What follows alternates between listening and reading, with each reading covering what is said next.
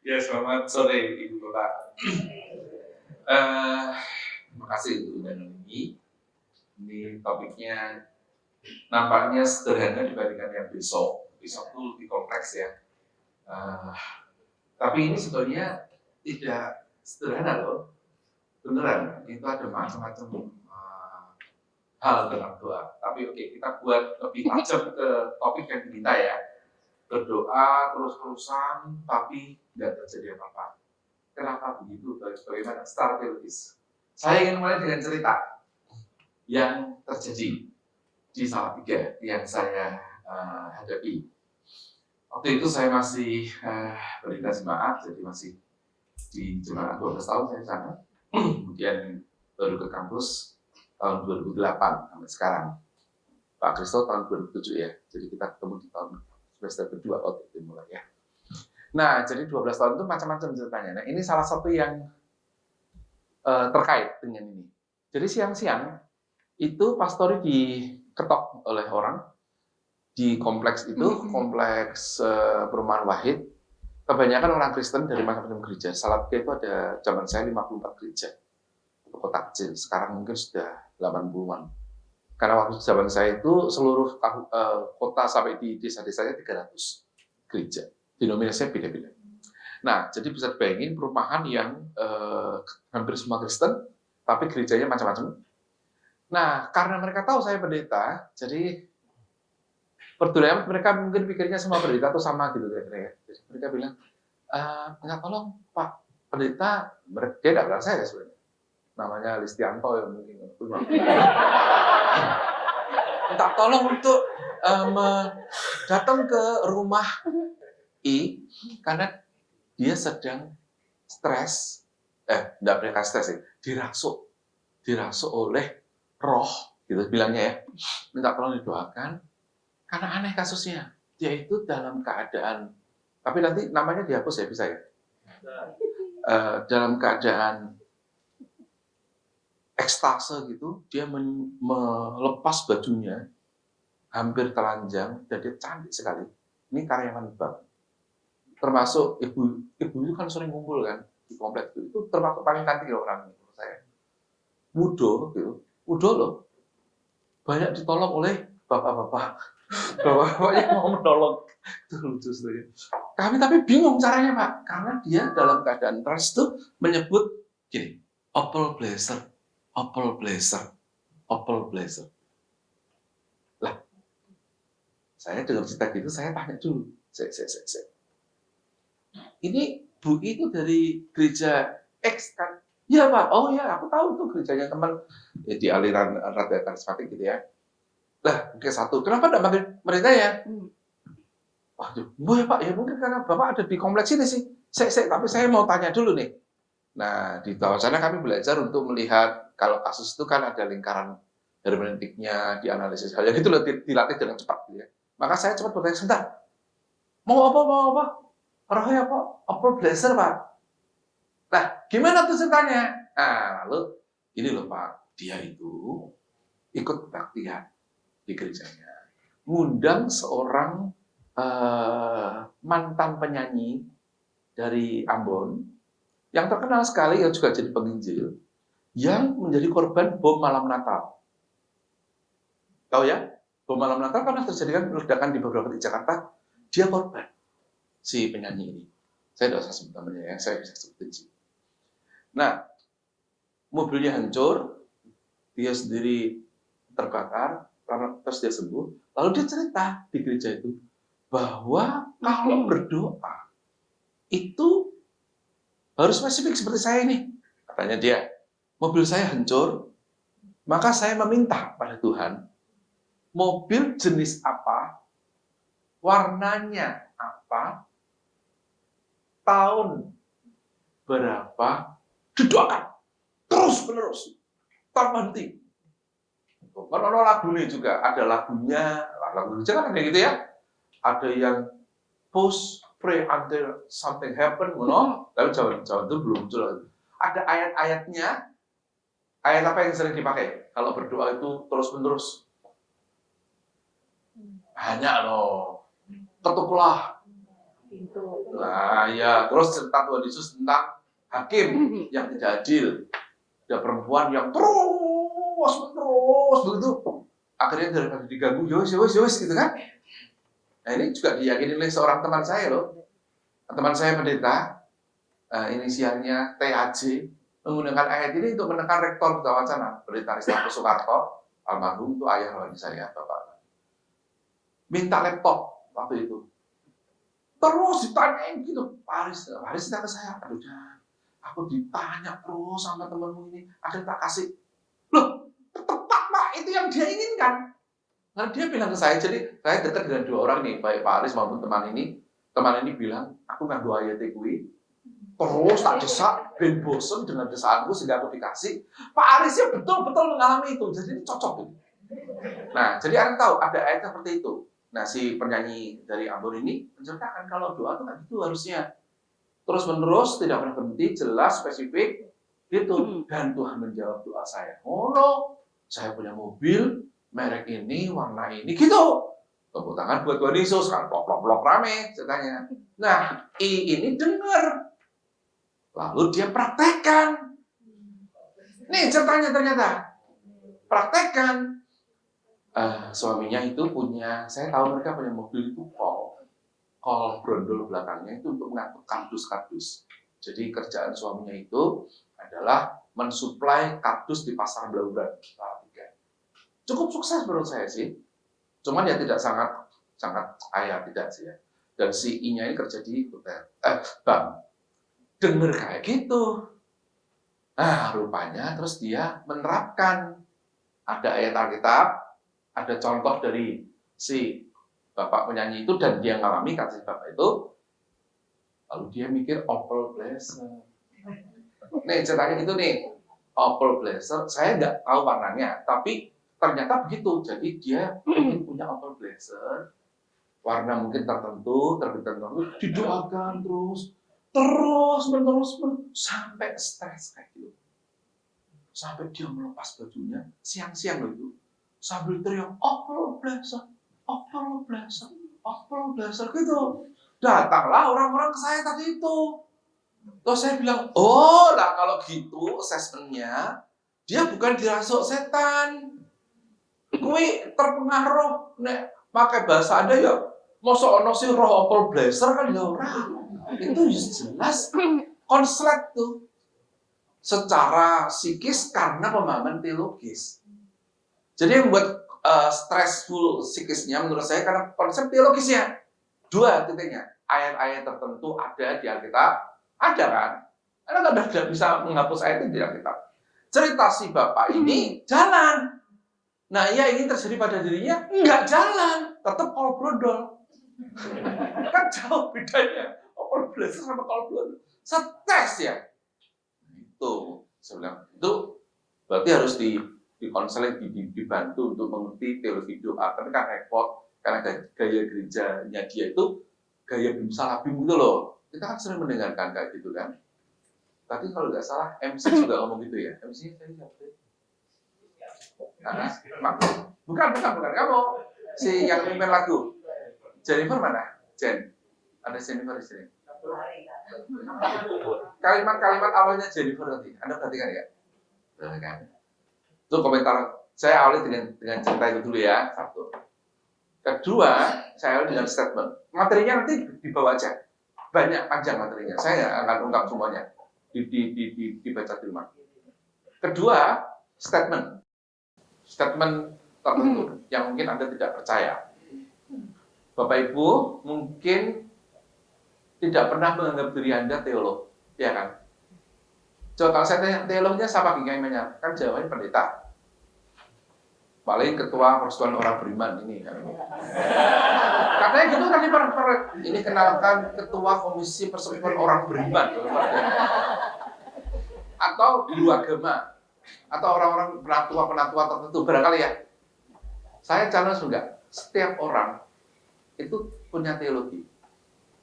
Ketahuan dari doamu, saya bisa mendeteksi teologi. Enggak percaya kan? Karena kelihatan dari doa orang itu teologinya apa. Ini saya dapat pengalaman, statement ini saya yakini karena mendengarkan cerita dari dosen saya. Saya benar, dia orang GKI Jatim. Sudah tidak lagi. Tapi dulu dia utusan GKI Jatim. Waktu itu tahun 91-92 mungkin. Karena kami belajar tafsir PB waktu itu, terus dia menjelaskan kata prosukeo itu berdoa. Terus dia bilang gini, anak kecil itu punya teologi. Contohnya anak saya. Lalu dia jelasin cerita anaknya.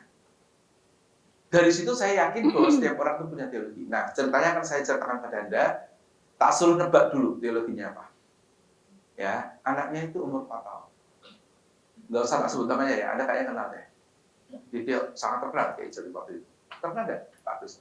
Ya, oke. Jadi, Oke, tapi ini umat nggak usah tak sebut nama ya. Tidak apa-apa. Oke. Nama orang itu adalah Pendeta Yakob Santo ya. Kenal nama ini? Oke. Dia punya anak waktu itu namanya Hilda. Hilda sekarang sudah S2, udah gede. 4 tahun. Pak Yakob, doa. Itu ada teologinya. Anakku, umur 4 tahun. Itu berdoa kalau malam. Berdoanya, sampai masih ingat tuh. Tuhan Yesus, Papa mau bubuk. Mama mau bubuk. Hilda mau bubuk. Mbok Iem pembantunya bubuk. Step kalimat pertama. Kalimat kedua adalah Tuhan Yesus, Hilda minta adik. Amin. Nah, papinya itu, mohon maaf Pak Yakob itu agak ciri ya, kaki kanan, yang kanan kalau tidak salah. Jadi agak timpang. Dia bilang di kelas, lah aku dengar doa kayak gitu tuh, bingung aku saudara-saudara. Lah sudah tak usahakan loh aku ini. Anda kan tahu kan kondisiku ya Pak.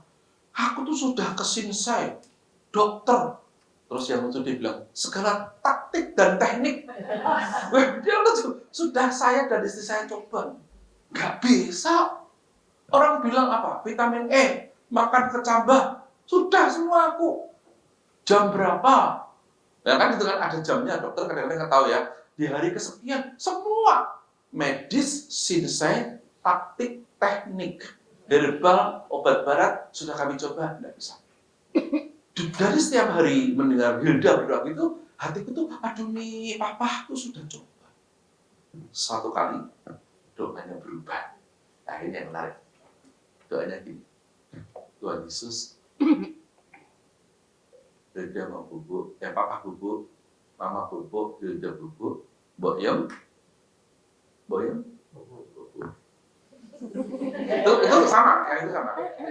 Terus kalian berikutnya gini, Tuhan Yesus, Hilda minta adik. 2. Itu, saya berubah. Biasanya kan cuma Hilda minta adik. Sekarang ini minta adik 2. Nah, lalu Pak Yakob bertanya ke kami. Kalian tahu teologi apa yang sedang ada di pikiran anakku 4 tahun ketika minta adik 2? Nah, sekarang saya tanya ke Anda. Ya. Ketua kaum beriman. Kenapa? Tebak, salah nggak apa-apa. Salah nggak apa-apa. Kenapa? Wong 1 tuh udah dikasih loh. Kok 2 gitu loh?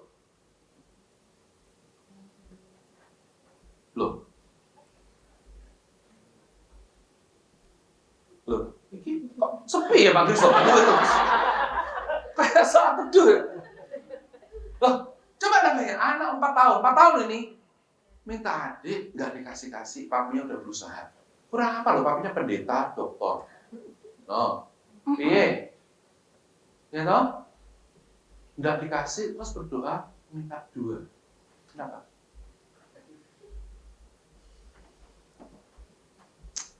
Yes sih. Kira-kira di pikiran anak itu apa? Teologi apa yang ada di pikiran anak itu?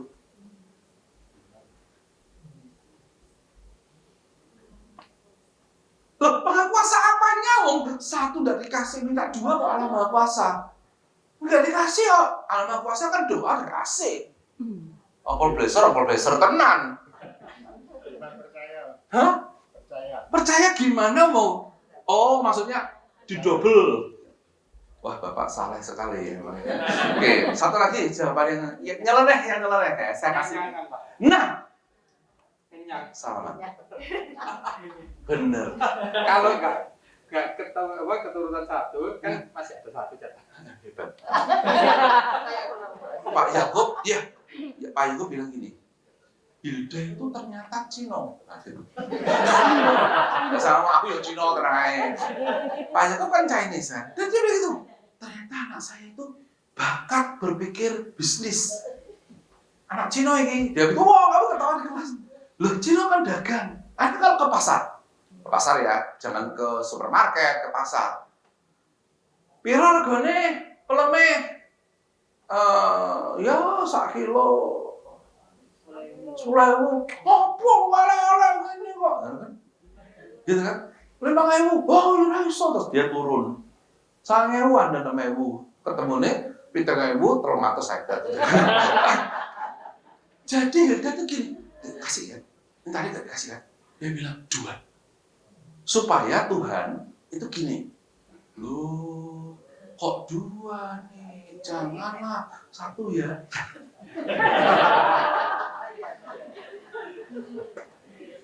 Itu momen di mana saya nancep, cep. Benar. Orang berdoa itu ada teologinya. Lihatlah cara Anda berdoa. Ketika Anda minta sesuatu dari Tuhan. Itu menunjukkan siapa Anda. Jadi doamu lebih menunjukkan siapa Anda gitu teologinya. Tanpa sadar. Nah, ini si Ibu mau, Overbeser, dia meyakini doa yang terus-menerus didoakan dengan penuh.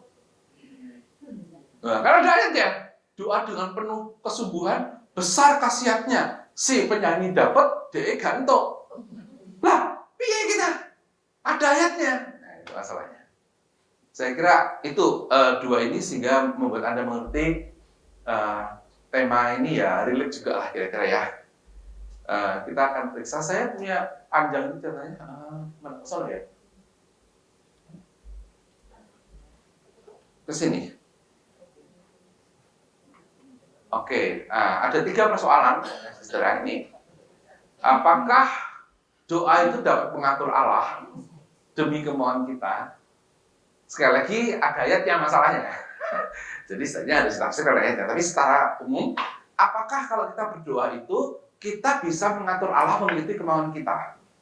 Kedua, apakah kalau kita bilang Tuhan menghendaki, ya kehendak Allah itu sama dengan takdir enggak? Ini kadang-kadang kalau kita lihat, apalagi kita kan banyak bertemu dengan teman-teman Muslim ya, itu kan teologinya kan jelas, mati kawin, lahir kawin mati takdir, kan?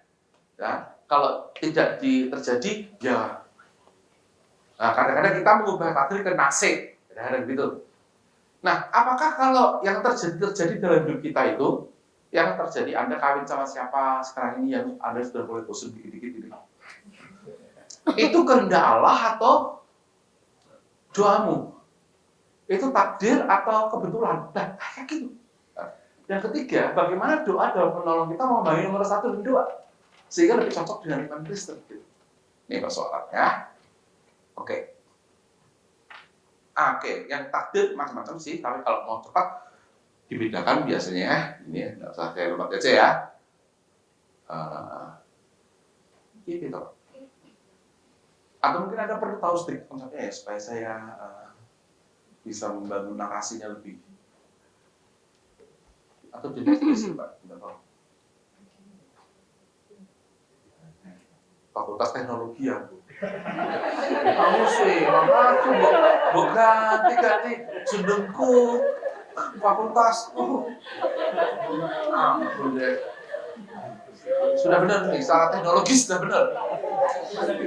Bisa menjauhkan. Oke. Ya takdir itu kira-kira gini lah saudara. Semua itu sudah ditetapkan. Kalau di dalam teologi Calvinis ada kan? Bisa kayak Calvinis namanya apa? Ya, kadang-kadang kita ribut soal itu.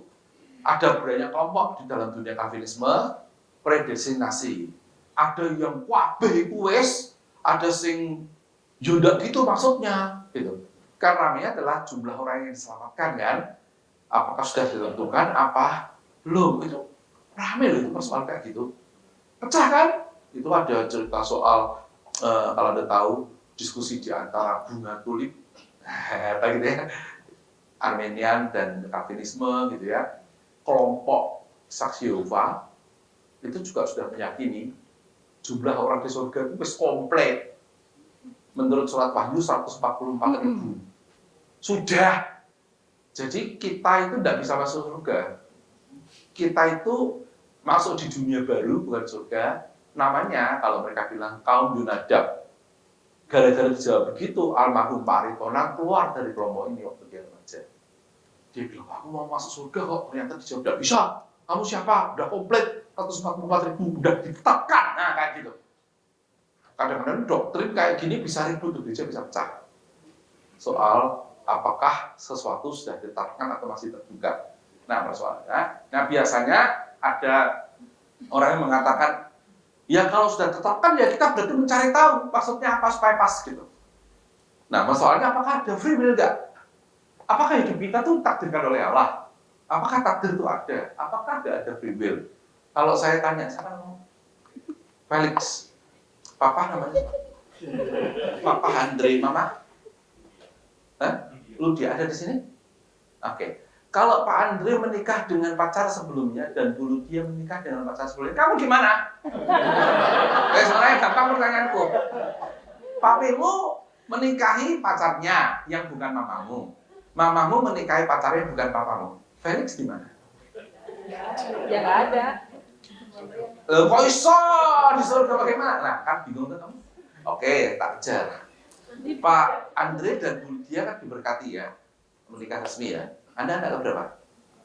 Anak pertama. Produk keberapa? Nggak dikasih tahu. Nah, betul. Anak pertama. Tapi mungkin ada produk ke barangkali mungkin 10 apa 15 gitu ya. Misalnya ada produk ke 10. Nah, produk ke 9 jadi kamu di mana?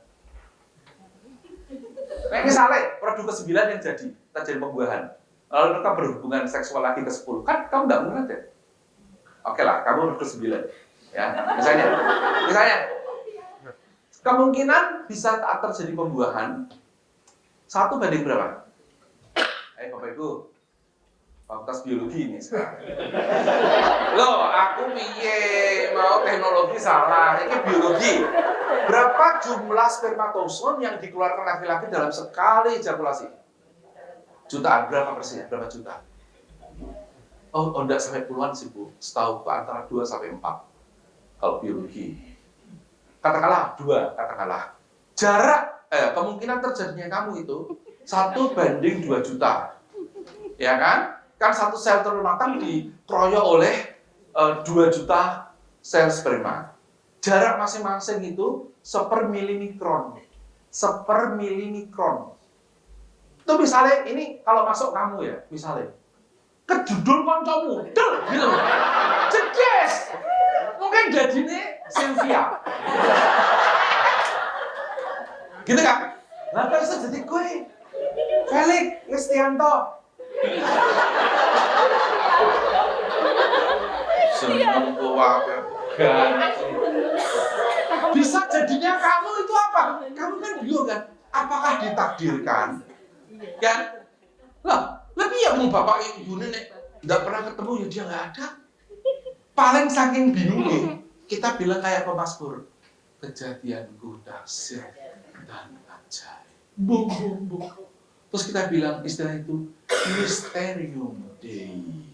Gitu kan? Misteri Allah, tetapi ada Allah bekerja, terus kita bilang dalam Mysterium Dei ada Providentia Dei, penyelenggaraan ilahi yang tak bisa saya jelaskan, tapi dalam yang tak bisa saya jelaskan Tuhan berkarya. Paling ngono. Itu lebih tinggi kualitasnya daripada sekedar bilang takdir.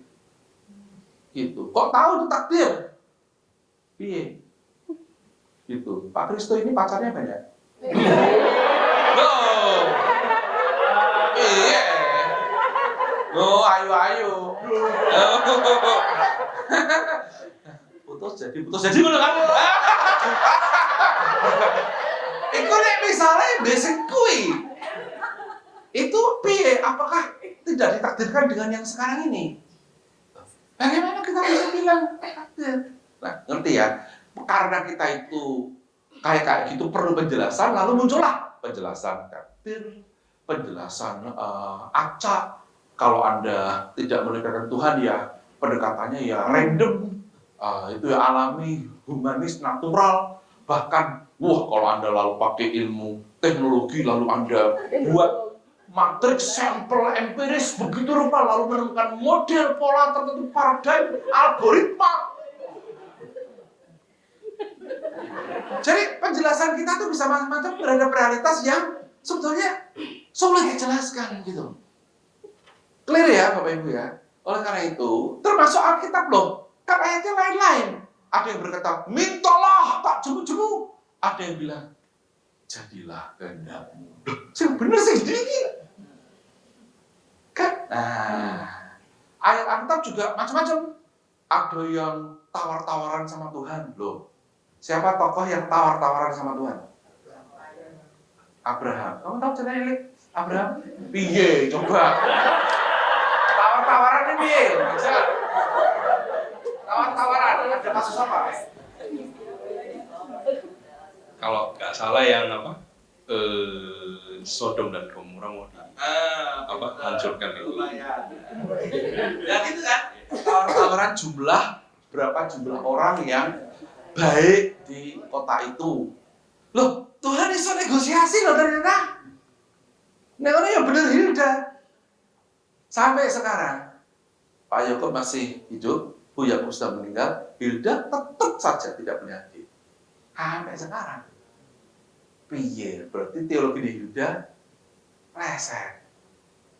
Gitu. Nah, kadang-kadang kita itu ya kalau pas dengan yang kita konstruksi, kita bisa yakin dengan suatu teologi. Misalnya, kenapa Anda mau jadi pendeta? Kemarin tuh aku ikut uji kan ujian masuk mahasiswa itu macam-macam ya. Ada yang di kampus, yang ini yang di DKI, yang di Magelang. Jadi kami ikut datang yang ke Tanah untuk ikut mewawancarai. Ada satu mahasiswa yang di saya ada 7, yang lain ada 6, ada 7 gitu. Pas saya ini 7 orang. Nah, satu-satu ya. Yang satu itu menarik. Kenapa Anda bisa yakin Anda pengen jadi pendeta? Karena saya ketemu 3 orang. Dan setiap kali ketemu orang, itu orang tuh bilang saya calon pendeta. Loh, iya Pak. Makanya saya tuh heran. Saya setelahnya tuh nggak ingin jadi pendeta.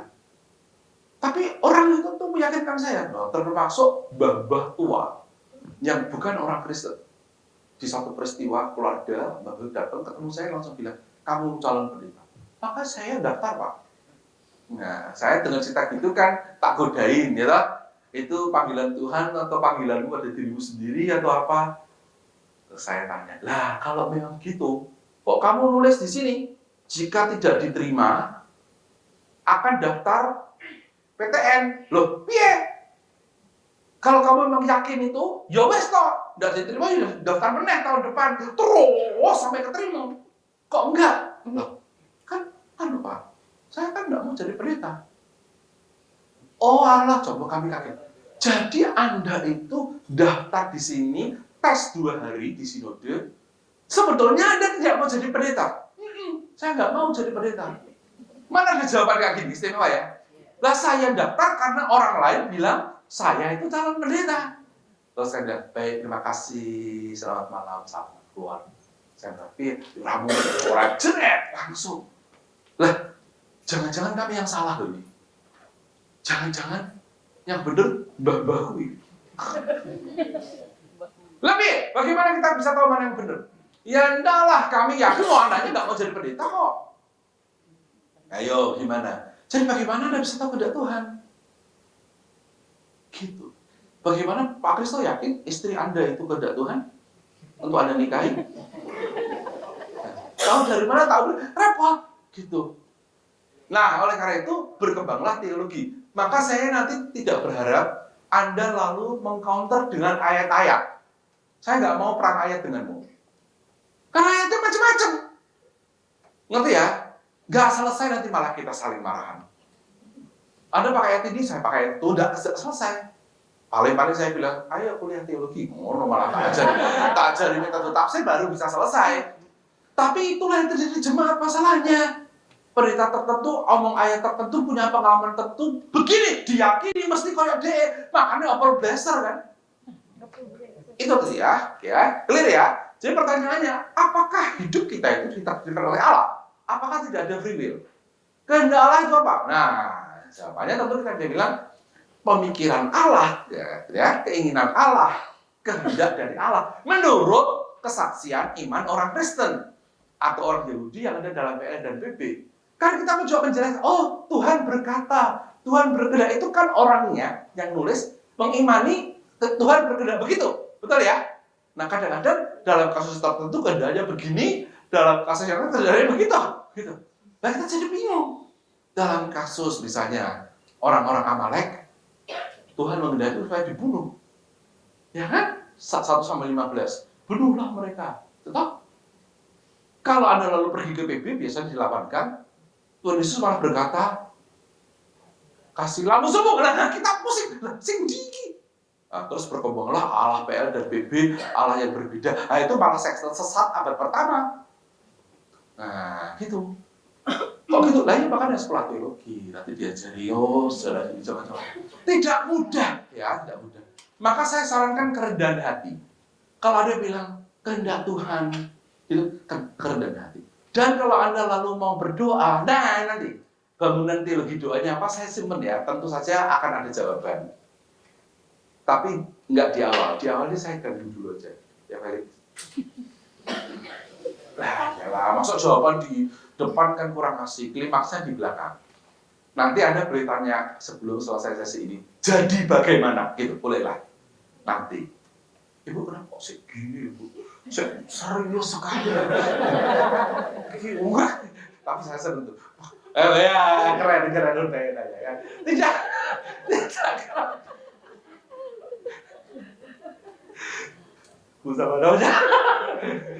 Tidak gampang ya. Ada yang kita lalu mencari kehendak Tuhan dalam Alkitab, khotbah pendeta, buku-buku. Kalau sih orang tadi lewat orang yang tidak dikenal, kamu calon pendeta. Begitu dites oleh kami semua, dia nggak masuk. Lah kenapa nggak masuk? Dia sendiri nggak mau. Lah terus dia sing bener sing di. Nah kayak gitu. Sekolah teologi aja yang dia yakini dipanggil Tuhan aja kami masih ganggu. Jadi kalau ada mahasiswa, kenapa Anda mau sekolah teologi? Panggilan. Nah itu biasanya dosen akan godain. Mana suratnya? Kayak ngerti, kayak pakai Tuhan. Kayak ngerti. Anu Pak, saya ingin melayani Tuhan. Melayani Tuhan kami bisa jadi majelis. Guru sekolah ini kok mendadak di sekolah teologi.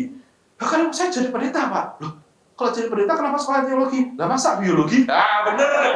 Masa teknologi bener Pak elektro bener. Oh iya ya. Tapi apakah semua orang yang jadi pendeta itu pasti dikehendaki Tuhan? Enggak. Lo bener, aku bisa yakin. Ada beberapa orang, semoga para pendeta ada di sini tidak begitu, ya. Itu jadi pendeta itu untuk status sosial. Ya, aku tuh dosaku dulu tuh. Aku gitu tuh lo. Aku ngono tahun 89 gitu. Terus saya nggak diterima. Nggak diterima loh. Daftar bulan kedua nggak boleh. Nggak boleh, bayangkan sedih. Nah, ternyata ada sesuatu baik terjadi, hancur-hancuran hidupku, diremuk ke Gusti Allah gitu. Lalu 1 tahun kemudian masuk. Dan sekarang saya jadi dosen di tempat yang menolak saya. Aku kaprodi ketua panitia penerimaan mahasiswa baru. Ironis ya. Lah, terus kan saya bisa bilang, Tuhan baik sekali. Coba kalau aku langsung diterima tahun 89, kayak apa sombongnya aku? Dan motivasiku bengkoknya kayak apa? Sekarang ini masih kemelinti kayak gini ya, Lex. Sekarang ini saya gini ya Bu ya. Apa yang kalau langsung keterima kayak apa? Tapi saya bisa bilang, bagus sekali pengalaman 1 tahun nggak keterima itu. Itu kehendak Tuhan bagi saya. Walaupun jalannya berat. Tapi Aku berdoa loh. Banyak orang bilang saya cocok jadi pendeta loh. Tak ceritain ya, aku tuh A1. A1 itu berarti fisika, matematik. Juara cerdas cermat. Sesinode 2 kali. Gereja lokal tuh tidak ada lawan aku. Guruku sekolah minggu loh, aku masih sekolah minggu menang aku remaja menang aku gitu. Bisa main piano, ngawur gitu. Enggak kuliah lo, enggak khusus. Aku ikut khusus bahasa Inggris kelas 3 SMA, selesai sampai UFRO. Dan aku saleh, ketua remaja, klasis dan lokal. Dan aku miskin. Nah, loh, bayang loh, kere, saleh, ketua remaja, A1, poeter, Alkitab, saleh, main piano, ngawur-ngawur. Sekolah teologi, ora keterima. Piye iki? Aneh kan? Saya saleh loh. Ora kok wae aku ora sekarang. Kalau teman-teman saya bilang asu, aku asem. Tak kretotke supaya jangan sampai ngomong binatang. Gitu. Nah, keterima ya. Saya keterima angkatanku tahun 89, saat kan kami tes kan 1 di asrama. Itu saya dari bahasa Inggris, tenang. Ngomong dia ketika bahasa Inggris tanya ke saya gini ya, this is a ball. Artinya, apa dan this is ball? Aduh, ini bola ya. Terus yang saya masih ingat begini, they playing in the garden. Jadi dia duduk di bawah gitu, saya tiduran gitu. They playing in the garden. A S B A C W D M. Sing di den. Dalam hatiku goblok kayak itu perasaan Kristen kayak itu kayak iso. Yo de yo Arno, iya sih kowe. Tupi subjek delok. Itu tunggal apa? Jamak. Maskulin atau feminin tuh bini is M anu lho kok udah ditakoni don dasen diwalik das kok tubi yo M anu kok tak jelasin kok dalam hatiku ini saingan lewat nih tahu enggak 89 saya kan enggak keterima daftar bulan 2 enggak boleh karena flek paru-paru katanya padahal saya tes berikutnya bingung saya dokternya bingung this is ball keterima. Kakak kelasku, dia dari GKI. Sekarang pindah GKJ, dia dari GKI. Sampai sekarang masih pendeta. Kumunang dengan Tuhan. Aku iki lho, bandingke di sesebol, bandingke. Pinter aku kok malah lho. Tapi iya, juara. A1, jangan lupa A1 lah aku. Saleh, pengen jadi pendeta, di sebel yo. Inggris, tusuk, di sebel bingung. Dia keterima akurat. Nah, terus kadang dia bilang, pasti ada yang baik, ya. Lalu saya cari, nemu. Dan saya bersyukur, tak terbayang kalau saya langsung keterima tahun 89. Oh, wah. Ngeri, karena tujuan saya bukan baik-baik. Keluarga aku ini Cino kere. Papa mamaku ini Cino kere. Dengan jadi pendeta, itulah caranya mengangkat derajat keluarga saya. Kalau ditanya, kenapa kamu jadi pendeta? Panggilan Tuhan, omong kosong. Itulah mulutnya mahasiswa teologi. Kecuali Pak Kristo.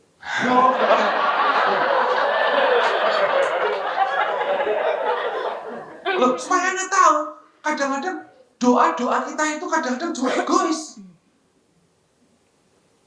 Tapi Tuhan kan teologinya kan maha tahu kan, maka saya bersyukur diajar kayak gitu. Tuhan kan ngerti janjinya itu tujuanku jahat kok. Juga gini, jadi pendeta itu gampang, tidak mencari lamaran pekerjaan. Nggak ada, dilamar kita. Terus gampang golek pacar, pasti. Lagi piro pacar. aku juga.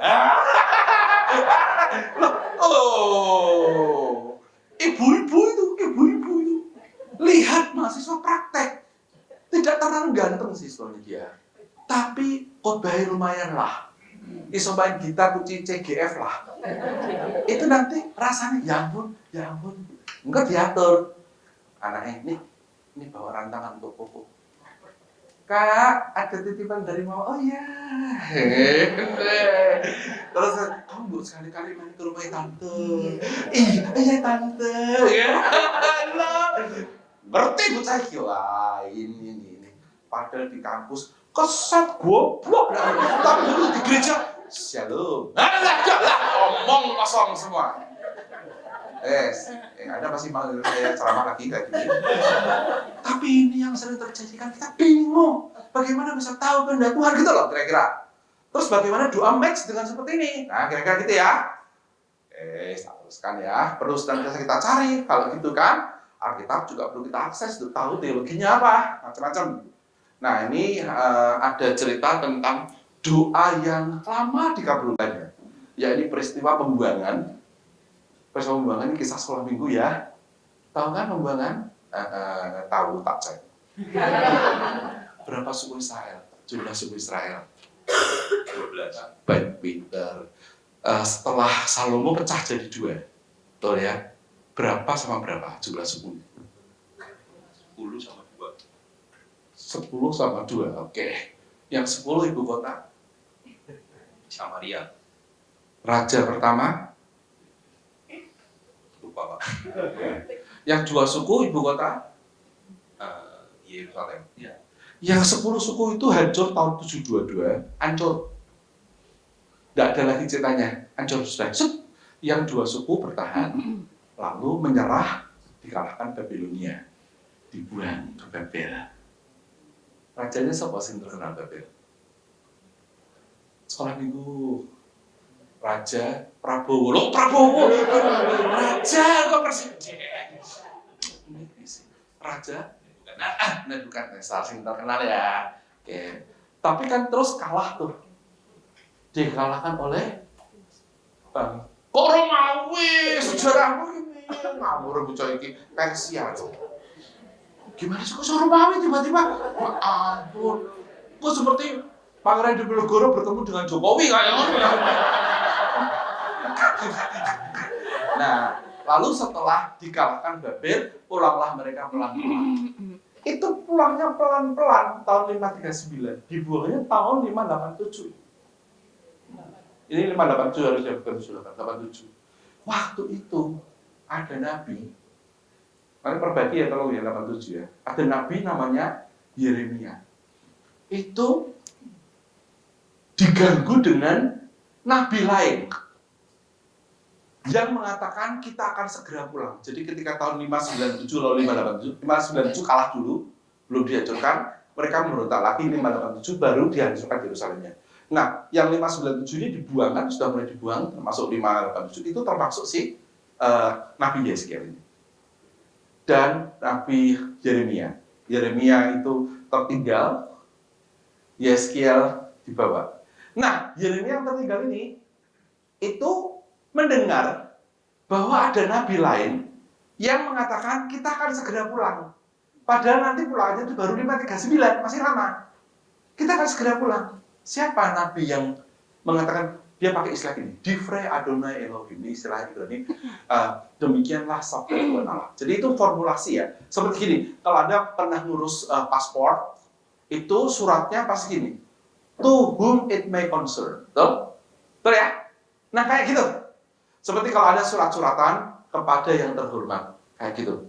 Itu berarti surat resmi. Tidak mungkin lah Felix sama pacarnya kepada yang terhormat. Ya tidak mungkin kan. Nah kayak gitu. Jadi ini atau kalau Divrei Adonai Elohim, demikian sabda Tuhan Allah, itu berarti formal. Formal religius. Nabi siapa yang mengatakan kita akan segera pulang? Yang lalu dilawan oleh Yeremia dari Yerusalem. Nabi siapa? Kita sekolah minggu, Bu. Hananya, siapa yang jawab tadi? Kok kamu jangan jawab lah, kok ngapain aku jawab? Oh, Hananya. Bagus. Hananya bilang kita akan segera pulang. Senang enggak kalau Anda dibuang? Anda umat pilihan, merasa diri umat pilihan, dibuang ke Babilonia. Lalu ada statement resmi, Divrei Adonai Elohim, demikianlah firman Tuhan. Kita akan segera pulang. Gembira enggak? Gembira ya? Tapi ternyata itu enggak benar. Maka Yeremia nyuratin. Masih lama, masih 70 tahun bagi Babel. Dia bilang gitu, dirikanlah rumah. Yeremia berapa? Dirikanlah rumah, berdoalah untuk kesejahteraan kota di mana kamu aku buat. Yeremia, weh hebat deh kamu lumayan. Kawinlah, carikanlah suami bagi anakmu, karena masih lama. Nah, sekarang kita tahu yang benar Yeremia. Tapi waktu itu, kalau Anda di situ, sama-sama demikianlah firman Tuhan. Yang mbok senengi yang mana? We will go home soon atau masih lama. Kamu seneng yang mana, Felix? Nah, padahal yang we will go home soon bukan kehendak Tuhan. Tahu dari mana wong yang ngomong nabi dan pakai kalimat resmi Divrei Adonai Elohim? Kan bingung. Makanya Bapak Ibu itu jangan terlalu personal. Kalau ada orang-orang yang Tuhan berkata pada saya, belum tentu. Tenang, belum tentu. Koncone hananya ya oke. Zaman modern ini. Nah masalahnya, sakti sih. Orang kalau ini, ini nggak mau tahu. Kasus. Ya, soal kehendak Tuhan. Terjadi tahun 90.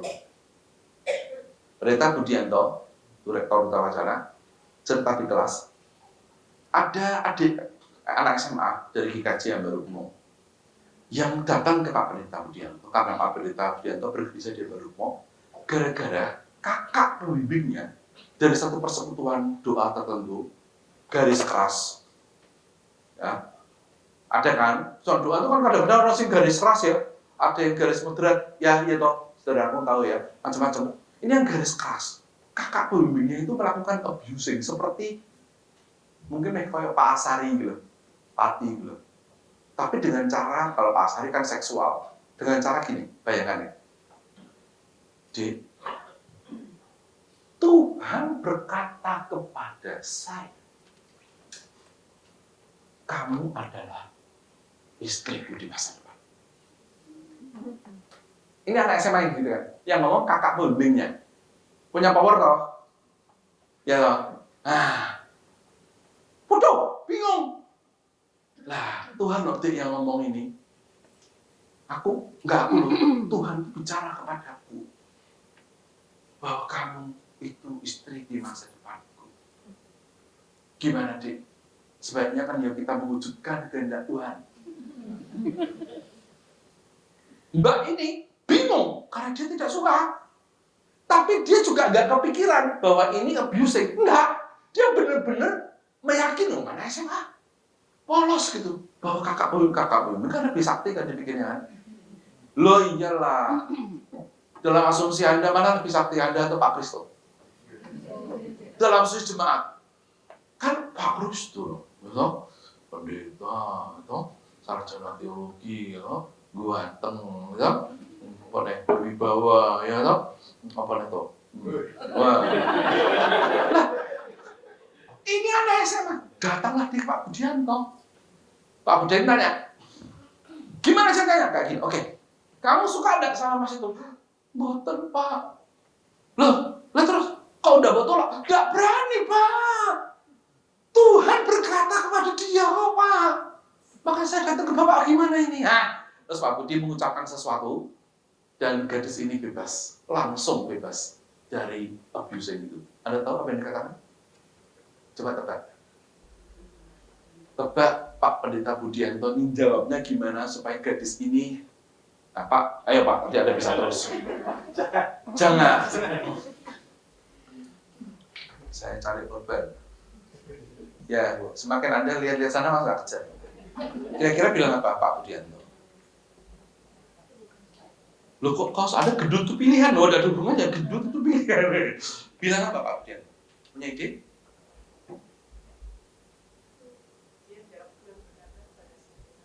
Masnya itu bilang gitu. Tuhan berkata kepada saya, kamulah istriku di masa depan. Ya, terus dijawab Tuhan berkata kepada saya. Saya itu siapa? Pak Budianto.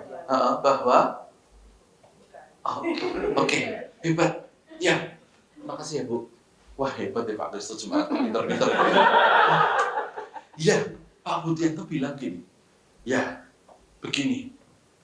Bilang sama Mas itu. Tuhan berkata kepada Pendeta Budianto bahwa yang Mas dengar salah.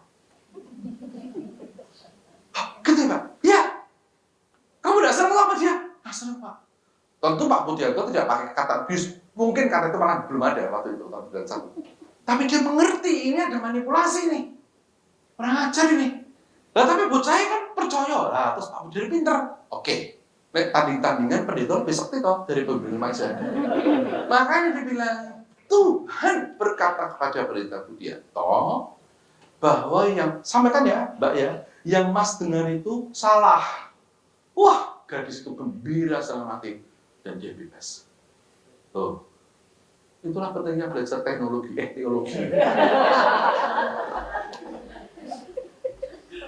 Ngerti ya, saudara? Jadi bagaimana bisa tahu Hananya yang salah? Kan nggak tahu. Sehingga Yeremia itu kan nasibnya sangat sedih. Jadi kalau ada orang bernama Yeremia, dalam batas Yeremia atau sedih, Anda harus tahu loh bahwa dia itu sering menangis. Kalau pilih nama itu hati-hati. Stefanus derajat batu. Yeremia masukkan sumur kering, mati. The crying prophet. Ya toh? Daniel, lumayan masuk 2 singa masih menang. Oh, main Daniel apa lumayan. Felix Prawono, Alkitab Felix. Ada dia. Lalu Hananya mati akhirnya karena Yeremia marah kan. Terkutuklah engkau Tuhan akan lalu dia memang dihukum dengan cara ekstrem ya sehingga lalu umat tahu. Tapi kalau yang tidak begitu, mana kita bisa tahu tidak Tuhan? Tuh persoalannya. Nah lalu muncullah teologinya macam-macam nih ya. Banyak panjang nanti dibaca sendiri ya.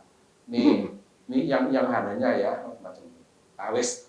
Sampai lalu aku tahu rencana apa yang ada pada mulai kamu Yeremia 29:11 ya. Oke, kita lewati dulu aja. Maju yang lain. Oh panjang ya. Oke. Ini dibaca nggak sih nanti kalau saya kirim Pak Kristo? Jemaat baca nggak?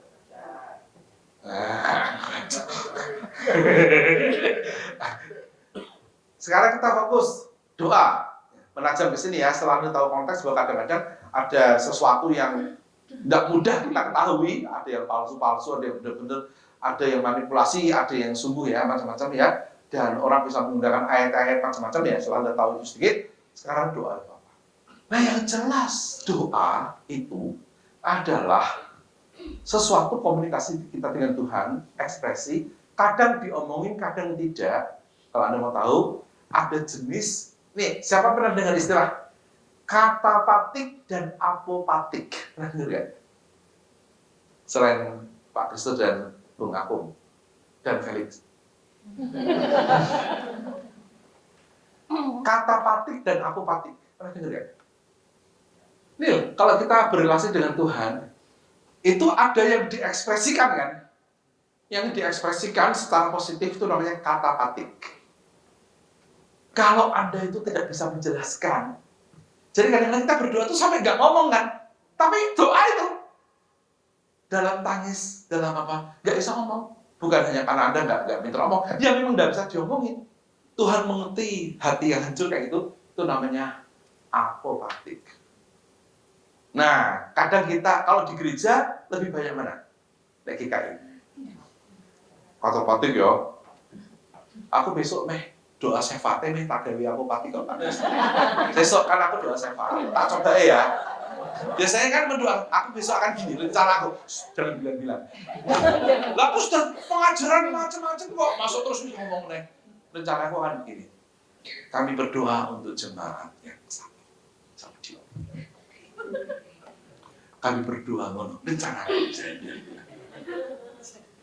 Tapi kadang-kadang kita itu diajari untuk ekspresif, dikatakan. Nah, boleh kadang-kadang ada banyak jenisnya, ya kan?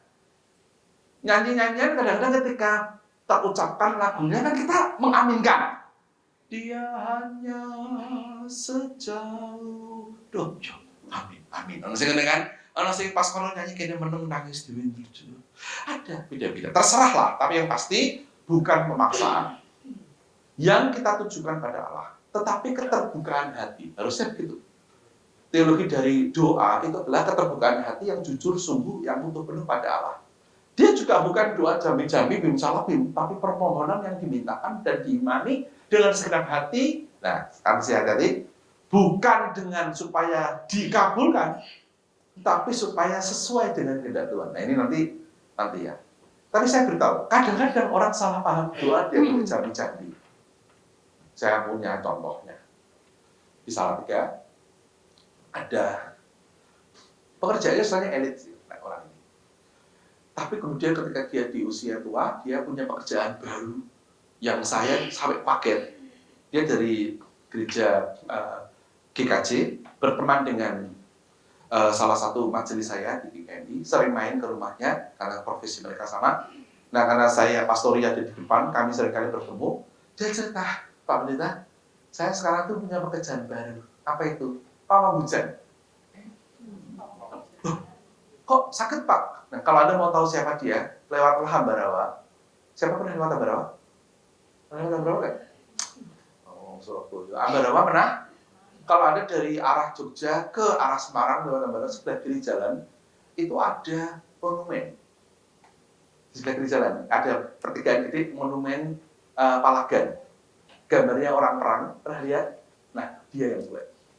Ada namanya di bawah.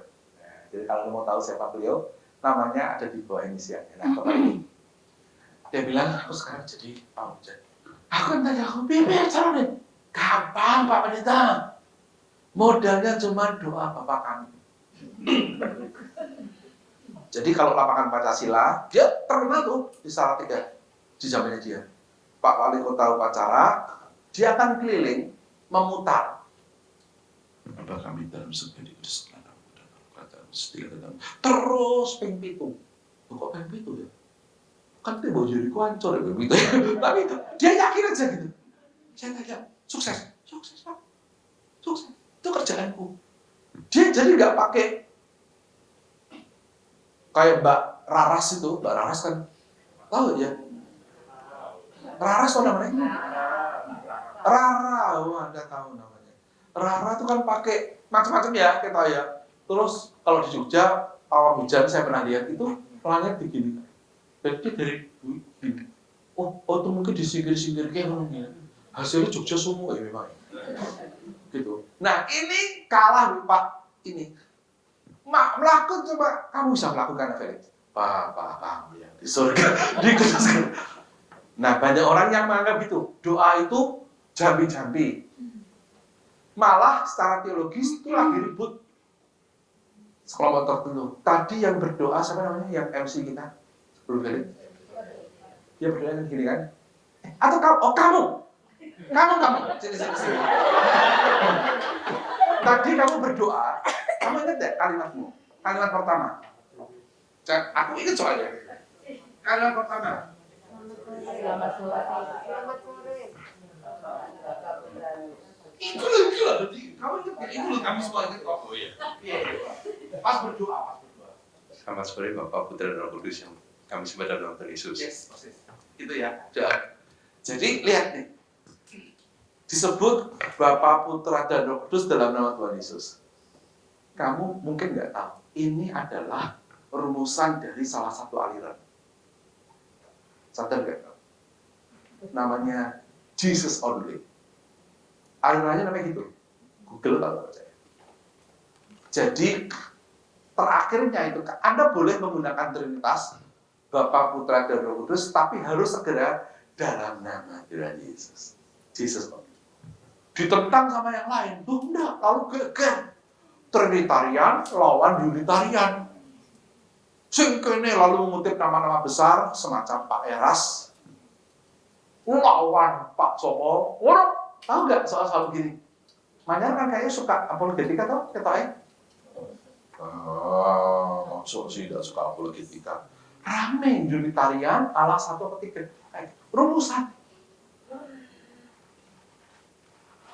Kalau anak teologi, awal-awalnya memang gitu guys. Selamat sore, selamat pagi, gitu. Ya Tuhan, itu nanti kalau kamu habis sekolah teologi, tidak bakalan gitu lagi. Karena biasanya dosen goda gini. Yo nek pagi lo surga, gue gak ngerti. Selamat pagi Bapak. Selamat pagi Tuhan Yesus. Terus selamat pagi loh. Karena serat goda gitu tuh sama-sama dan gitu. Tapi biasanya awal-awal kayak kan persis gitu. Selamat pagi Bapak. Ya saya sih dibaca di kelas coba tetenan pinter 4 tahun raga kalau dia ngomong. Karena tahu itu bisa teologinya bisa kayak sama temen ya, kayak gitu ya. Tapi lama-lama sadar bahwa Tuhan itu kadang-kadang tak terjelaskan. Barang perkembangan itu membuat kamu sadar konsep tentang Tuhan itu macam-macam gitu. Nah, tapi kalau ditarik intinya, jalur aman nih, jalur aman. Bukan paksaan. Jadi kalau ada berdoa paksaan, keliru, gitu. Kedua, harus dengan hati yang terbuka. Kalau tertutup, opor blazer, itu kan tertutup kan, mbok paksa. Lah kalau Anda memaksa itu sebenarnya yang jadi Tuhan siapa? Siapa yang Tuhan? Kan Tuhan jadi kacungmu jadinya. Ikutilah kehendak saya atas nama jadilah kehendakmu. Ngomong kosong kan? Nah, itu kedua. Dan ketiga adalah harus dengan jujur, sungguh dan utuh penuh. Terbuka kan? Terbuka pada Allah dan kehendaknya. Kita punya keinginan disampaikan harus dong. Paling top doa siapa yang bisa Anda beri contoh? Dia punya keinginan, tetapi yang penting bukan keinginan dia. Siapa yang paling jadi idealisme model gini? Kok Paulus? Isu Paulus ngomong ini? Tapi Tuhan Yesus dia Paulus sendiri. Saya penasaran aku Pak Kristo butahke. Kok isu Paulus di mana doa yang mana? Itu Pak, yang di dalam kan Paulus cerita, aku sudah berdoa tapi di dalam ada duri dalam daging. Oh, yang itu. Yang benar juga ya. Tapi yang belakangan jawab Tuhan Yesus tuh maksudnya di Getsemane kan? Gimana kalimatnya? Bapak, jikalau sekiranya mungkin, biarlah cawan ini lalu daripadaku. Tapi jangan kehendakku melainkan jadilah Tuhan Yesus. Paulus yang menulis pintar ya Felix ya. Jangan meremehkan anak teknologi.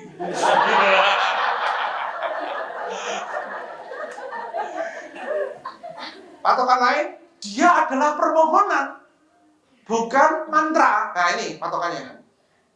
Tuh, garis-garis amannya ya. Doa juga bukan arena sok tahu kehendak Tuhan.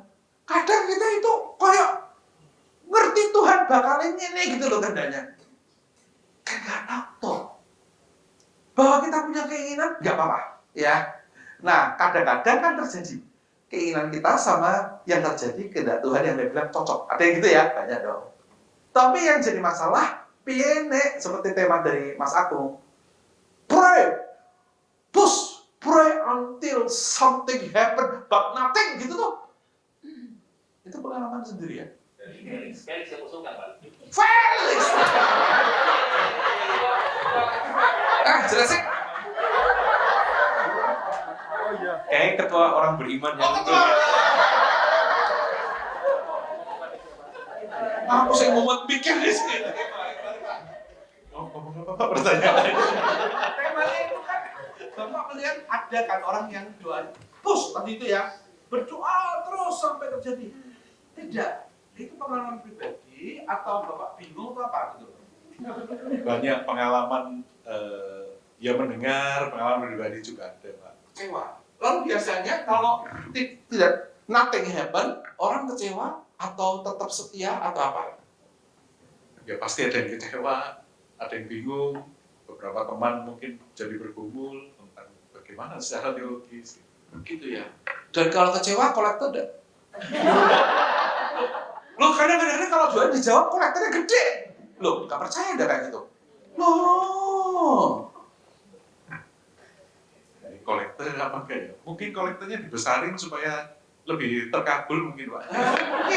mungkin, atau malah dikecilin, aku terus gak kolektor. Kita nggak pernah tahu. Tapi apapun orang mereaksi, teologimu kelihatan selalu. Kelihatan langsung apa? Ya. Nah, ini kita lihat soal halnya tadi ya. Saran saya, seluruh hidup itu adalah doa. Harusnya gitu toh. Ya toh. Kan lucu toh. Kalau doa itu hanya parsial, bersifat parsial. Hanya seolah-olah di bagian santun-santun Anda berdoa, hidupmu tidak sesuai. Kan nggak bisa loh. Saya beri contoh deh. Saya beri contoh ya. Misalnya gini. Ada, Pak Kristo dulu ketika kuliah, pelajaran apa yang Pak Kristo paling nggak suka? Paling nggak?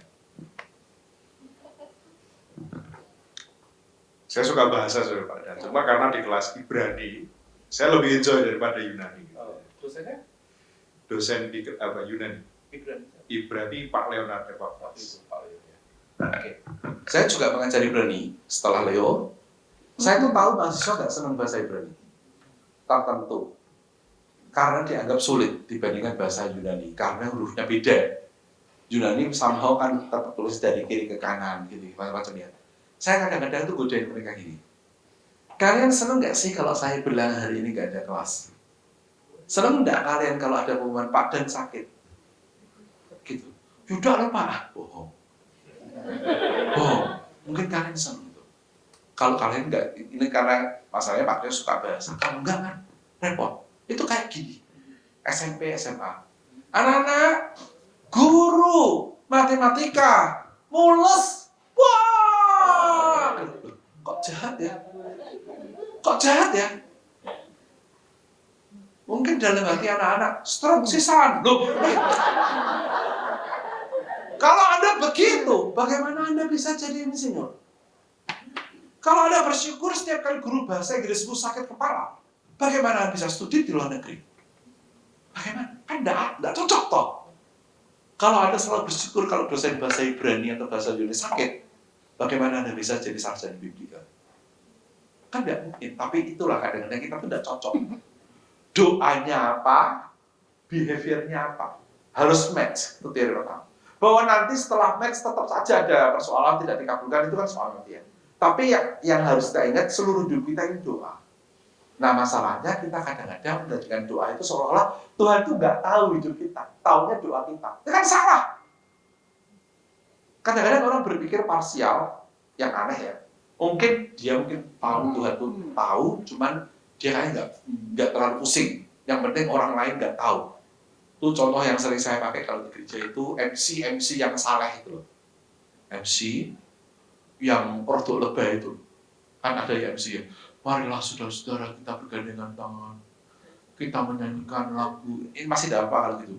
Kasih itu pasti lemah lembut. Wah, terus dia bilang, kita dipanggil untuk saling kasih. Kan asik toh. Itu pemuda-pemuda yang belum menikah. Lihat ibu-ibu muda kayak gitu dalam hati, aduh Caci itu ideal sekali. Aku besok kalau menikah mau kayak dia, sik baik, sik cantik, sik saleh, sik mengajarkan mengampuni, ya kan? Kasih itu kan ada mengampuni, ajarilah kami ini kan. Ana sing watok, bojone Caci kuwi watok. Dalam hati bojone itu, halah, kowe nek omahku, walah, kowe setan. Aku lagi anak reunian itu, wis mbok doamprat ayo waktu mantan pacar ya. Ndak bisa mengerti bahwa aku buat salah, mbok undang-undang. Begitulah gereja. Kita harus saling mengasihi. Peganglah tangan. Itu tidak ada di GKI mana. Tidak ada. Gereja lain. Kayak ngono minta doa dikabulkan. Aneh kan? Kan itu kan aneh itu. Jadi tidak cocok. Doa itu seolah-olah hanya momen tertentu, kata-kata tertentu. Hidupmu itu doa. Apakah hidup kita mengarah pada Allah dan kehendaknya terbuka? Itu kan harusnya.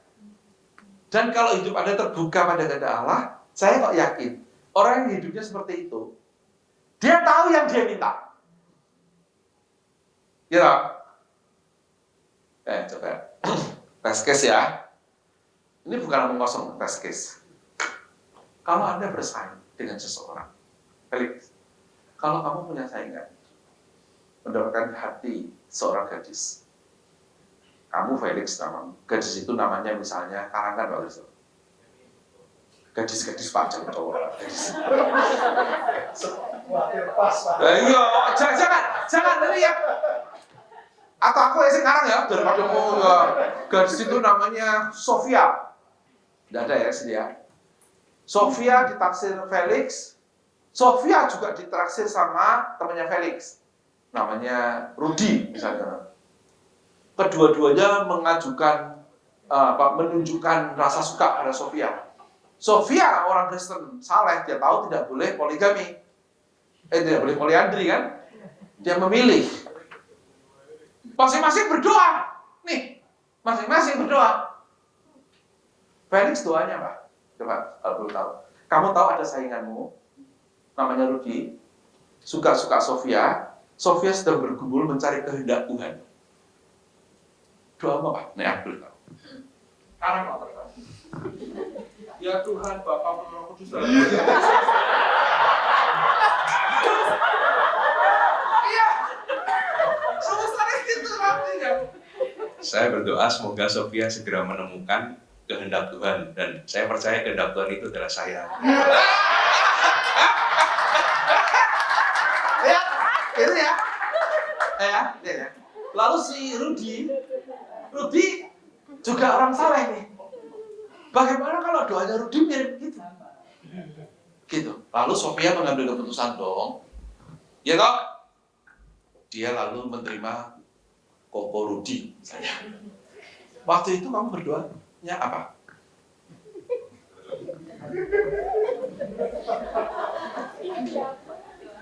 Selamat malam dulu ya.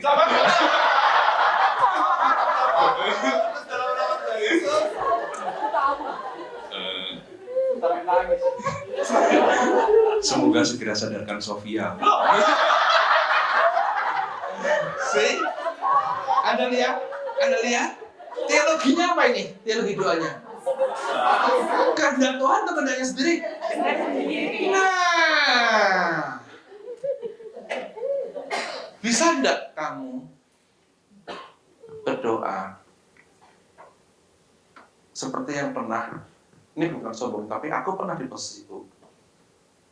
Dan lalu doa begini, Tuhan, aku bersyukur. Aku gak pakai Bapak Putra Kudus di surga. Bersyukur karena Tuhan baik. Tuhan baik kepada Rudi. Tuhan gak percaya kan? Gitu loh aku. Gara-gara belajar kitab Yunus di kampus. Loh, aku dengar Pak Giri jelasin kitab Yunus, dapat inspirasi. Berarti aku selama ini egois ya. Wah, harus kubah nih mindsetku dalam doa dan dalam perilaku. Jadi doanya bunyinya begitu. Tuhan, aku bersyukur karena Engkau Tuhan yang baik.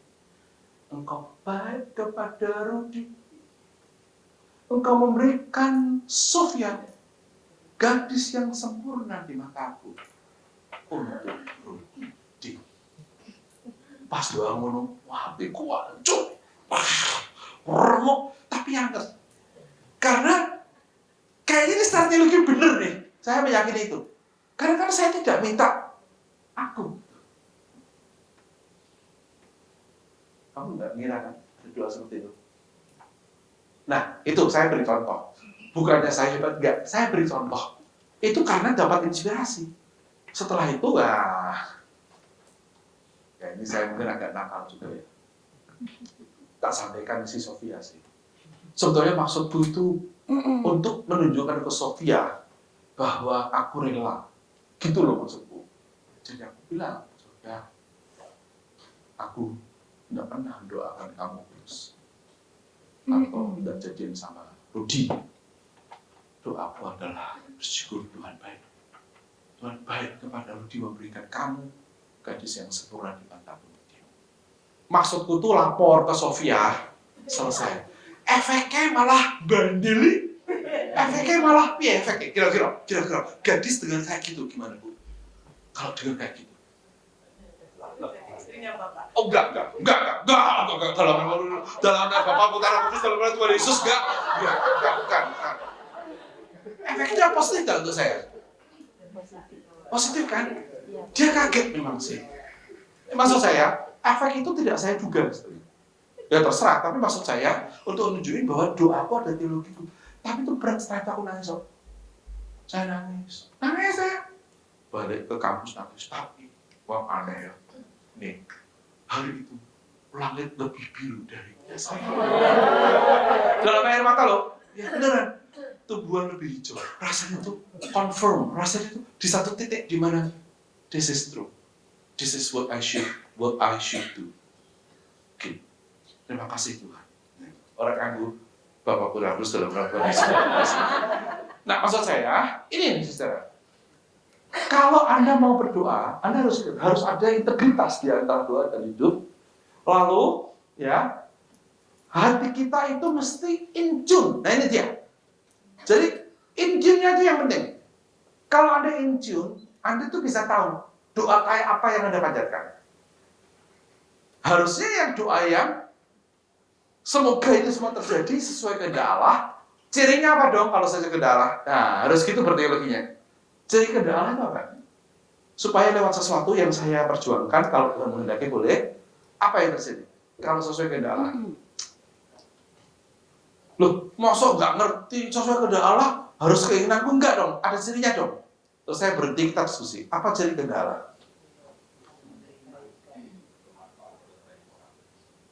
Kok bahasamu bahasa politis ya? Lebih teologis, Pak. Bermanfaat bagi banyak orang, terlalu politis. Ciri dari kehendak Allah adalah Kristen nggak sih? Kristen. Nah ya, ciri dari kehendak Allah yang disaksikan oleh Tuhan Yesus itu apa? Ciri doa yang sesuai dengan kehendak Allah. Kok kayak gak pernah nyanyi Bapa Kami? Kita nyanyi Bapa Kami itu kan. Versinya Sandy Petty. Siapa pianisnya? Masih ada? Nah, versinya Sandy Petty ya, bisa nggak sih bahasa Inggris? Kan Anda pakai Yuswantori, terus anak Jombang itu satu namanya? Ada yang berkacamata? Hah? Sylvia Lim ya, atau Maria Lim ya. Terus satu lagi ada punya 3 ya. Sekarang versinya Sandy Petty. Anda nggak tahu? Menurut saya paling sulit dicapai nadanya. Mungkin C.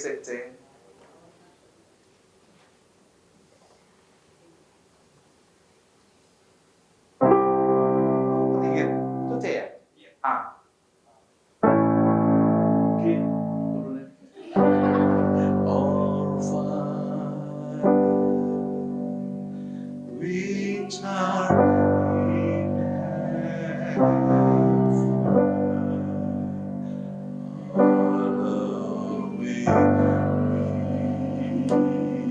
Sol. Oh, enggak sol ya? Belum sol ya? Thine kingdom come, thy will be done on earth as it is in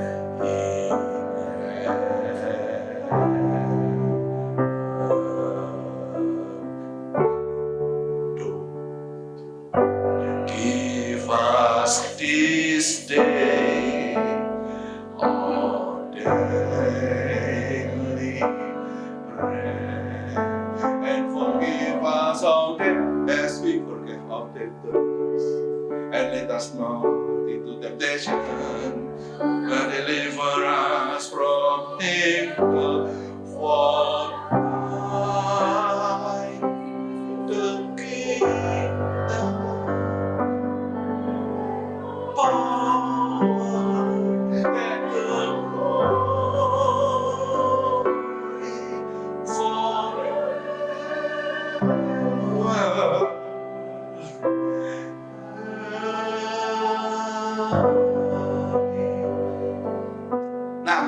Apa jawabannya? Bagaimana kita tahu itu kehendak Tuhan? Harus nyanyi loh ini. Udah nyanyi loh. Alex, nyanyi aja kamu nggak ikut.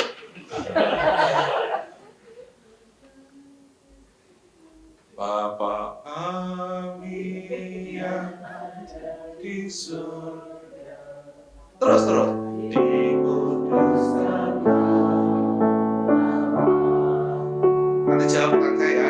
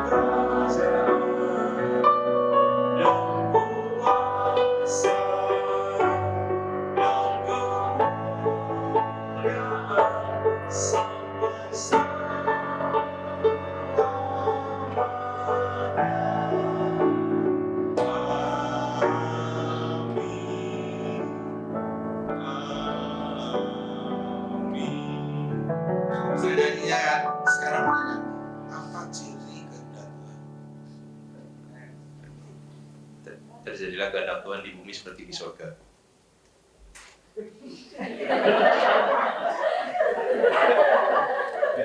Aku bingung ya Kristo.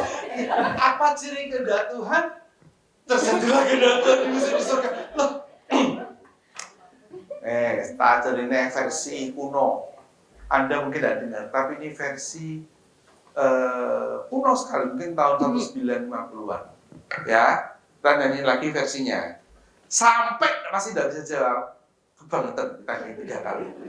Coba kasih C.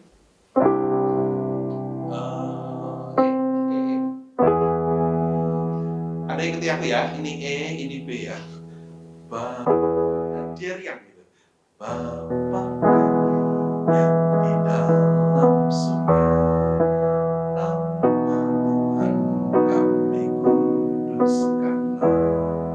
Semoga kerajaan Tuhan datang atas segala pelosok dunia.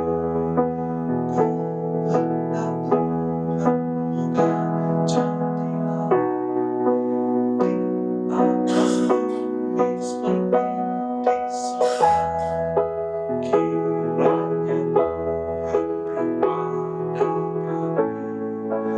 Raja di kami setia. Lalu bersama dan ampuni segala salah kami, seperti kami mengampuni orang yang bersalah pada kami. Jangan kami kena pencobaan, lepaskan kami dari yang jahat. Karena Tuhan yang punya kerajaan dan kuasa dan kemuliaan kekal sampai selama-lamanya. Amin. 3 versi, Sandy Betty, GKI, versi jadul. Apa ciri kehendak Tuhan? Nek sampai gak iso aku wis lungguh bayar. Terbaik bagi kita. Terbaik bagi kita. Berkat. Berkat. Cekap tuh. Coba kita lihat. Bapa kami yang di surga, dalam nama Tuhan Yesus, Bapa kami yang di surga, dikuduskanlah namamu. Terus Datanglah datanglah kerajaanmu, jadilah kehendakmu di bumi. Berarti apa yang perlu in tune sehingga kita bisa berkata ini kehendak Tuhan. Jika yang kita minta, jika perjuangan kita apa? Sesuai dengan Iku lu ya ampun sejelas itu lo ya Tuhan. Ini aku harus bagaimana ya Bapak Ibu? Bapa kami yang di surga, dikuduskanlah namamu. Datanglah kerajaanmu, jadilah kehendakmu. Titik. Apa ciri doa yang berkesesuaian dengan kehendak Tuhan? Jika doa itu lewat seluruh hidup kita itu doa, orientasinya pada apa? Pada kerajaan Allah dan Bapa kami yang di surga. Bapa kami yang di surga. Nah, dikuduskan, hallowed be thy name. Ya toh, thy will be done. Ya, thy kingdom come, thy will be done. Berarti ada dua dong. Kita perlu memperhatikan unsur nilai-nilai kerajaan Allah dalam doa kita itu, dan itu semua kita minta supaya melalui yang kita minta ini loh kok terjadi. Nama Tuhan dikuduskan. Gimana kalau Anda minta supaya Sylvia sama saya tidak sama Rudi, itu nama Tuhan dikuduskan. Tuhan, saya saingan dengan sebelah saya, sama-sama jualan beras. Ada kebakaran. Ya Tuhan, terima kasih ya Tuhan. Warung beras dia kobong, saya tidak. Terima kasih Tuhan baik padaku. Gitu. Begitu cara kita. Nah, makanya kadang kita tuh orang match toh. Ya karena itu Anda salah konsep. Saya berhenti, silakan beritahu.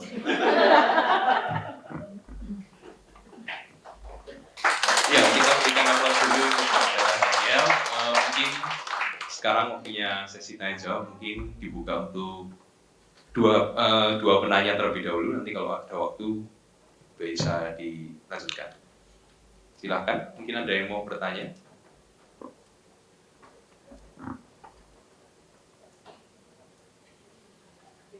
Nggak ada yang bertanya, sudah terlalu jelas ini sepertinya. Atau malah mungkin nggak paham sama sekali, jadi bingung mau tanya apa. Kira-kira ada yang mau bertanya mungkin? Oh iya, silahkan.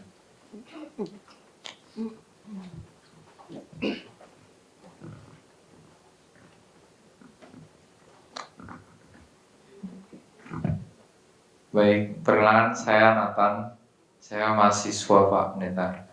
Saya izin bertanya, mungkin terkait cara berdoa Pak, kalau boleh Pak. Kan mungkin saya sendiri itu seperti mungkin sudah jarang kalau berdoa tuh melipat tangan.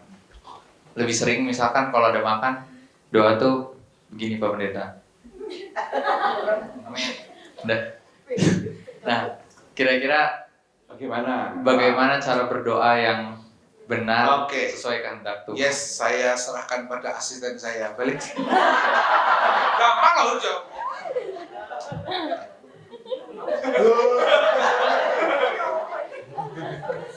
Nggak berani Pak. Salah jawab nanti. Lah itu dia. Tadi kan sudah dibilang, ya. Apa tadi prinsipnya? Nilainya itu ya. Tadi kan saya bilang ada apopatik, ada katapatik. Terserah kepribadian inner world Anda, yang spiritualitas hidup batin Anda. Ada orang yang menikmati diucapkan detail, gitu. Ada yang tidak perlu. Ada yang orang kalau Anda tidak pusing dengan ini gestur, itu Anda gayanya pasti bukan secret rights. Ini tergantung gaya. Saya kira saya pernah ngomong ini di model di sini. Kalau orang secret rights itu dia bahkan gesturnya akan dia jaga. Itu tergantung benar-benar tergantung selera aja. Kalau poin teologisnya bukan di situ, walaupun saya mengerti itu bisa juga mengganggu bagi orang secret rights. Misalnya ada orang yang kalau berdoa kan sesuai anjuran guru sekolah minggu kan, lipatlah tangan, tutup mata. Di katakombe Kristen ya, itu kan ada banyak ukiran cara mereka berdoa. Jemaat yang perdana itu kalau berdoa gini, matanya dibuka. Jemaat perdana ya dengan gaya Mediterranean. Nah, entah bagaimana kita bisa diajari kalau berdoa itu malah tutup mata. Boleh kan, nggak soal kan itu, pasti ada maksudnya. Nah orang tutup mata pun beda-beda. Ada yang biasa, orang yang kudu jenggurung loh gitu. Istri saya itu termasuk yang jenggurung gitu. Jadi kalau kami berdoa bersama, saya kan kalau dia mulai jenggurung, kalau saya gemes, tak giniin. Tapi aku enggak gini, itu gak mantep ya gitu. Ya boleh itu kan mantep-mantepan. Jadi tidak ada soal gitu, tergantung gestur Anda. Bahkan sekarang ini ya, itu tuh orang gereja Protestan itu mulai nggak tahu apakah itu sesuai dengan hidup batinnya atau niru-niru. Itu lebih banyak main di gestur sebagian. Contoh. Oke, kalau Pak Kristo maju sebentar ke sini. Kalau Pak Kristo, saudara silakan berdiri. Jadi semua. Tolong sampaikan litani sebelum berkat tuh. Terus berkat sebelum berkat. Arahkanlah hatimu kepada Tuhan. Jadilah saksi Kristus. Terpujilah nama Tuhan. Pergilah dan terimalah berkat-Nya. Tuhan memberkati dan silakan duduk. Itu tuh baru 20 tahunan terakhir ini. Ini loh. Itu nggak ada dulu. Nggak ada. Dulu zamannya boksu sopo nggak ada. Tapi sekarang itu terimalah berkat Tuhan. Perintong ini, Anda ini. Ini gestur ini pasti ada maksudnya. Mungkin simbol. Ada sesuatu dari sini, Anda terima. Gitu kan? Nah, kalau Anda bukan orang yang secret rights, Anda bisa geli-geli. Ya ada yang ini. Ini aku gini.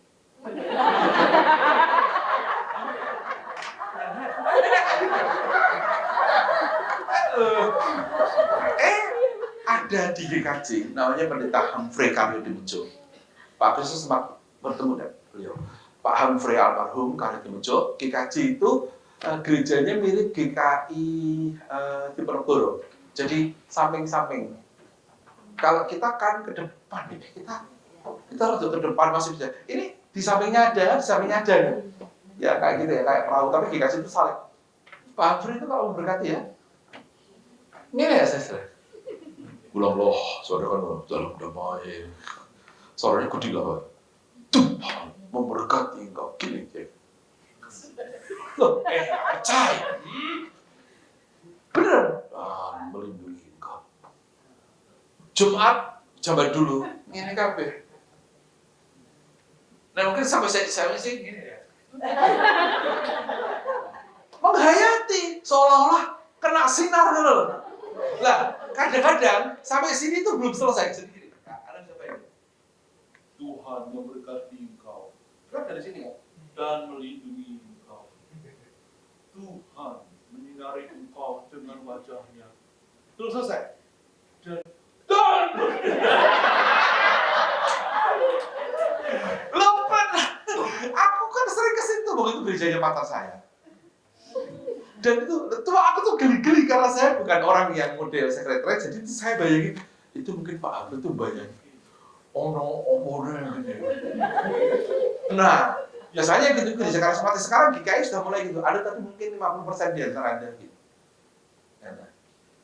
Nah, dulu kan ini. Ya. Atau gini. Ora ono sing ngene ora ono.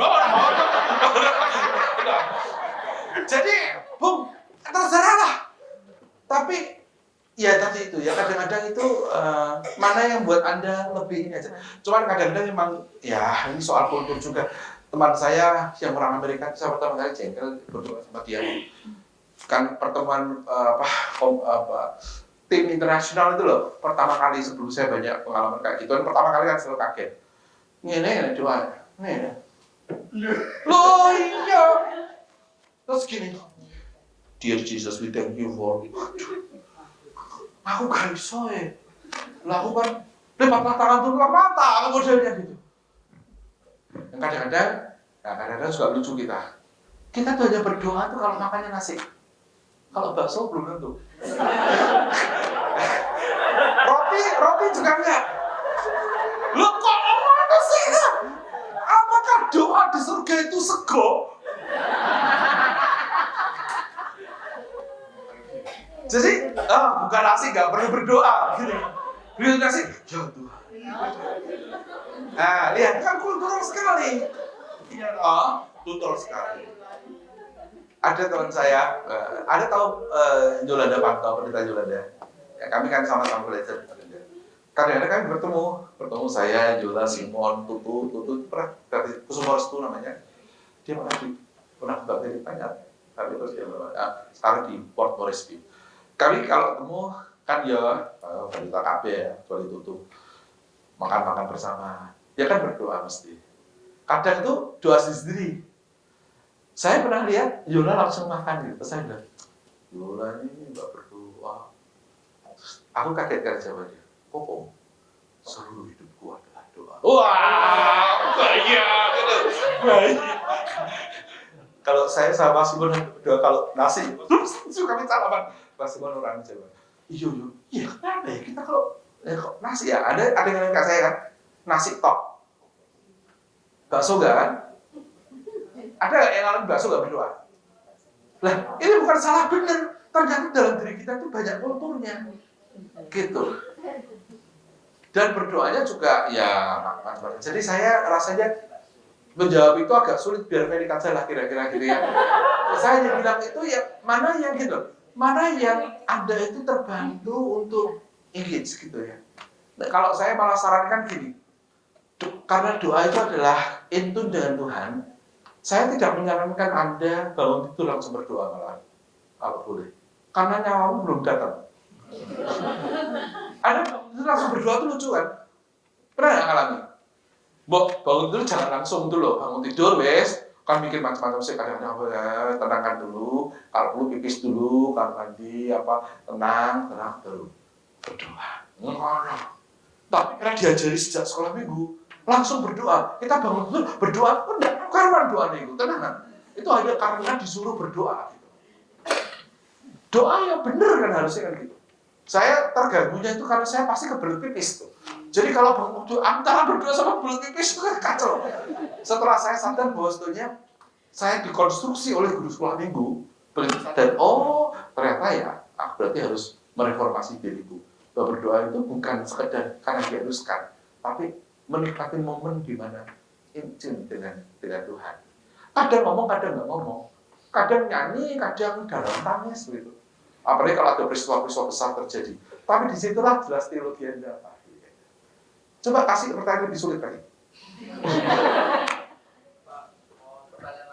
Lebih sulit ya? Aku nggak mau kalau lebih sulit, nanti Felix aja jawab. Berarti kalau misalkan doa itu dibebaskan, bukankah itu bisa jadi bumerang untuk orang menyepelekan doa gitu, dan Tuhan bukannya nggak suka ya kalau kita menyepelekan doa. Loh, aku bilang gitu. Felix jawab. Bukan itu poinnya kan?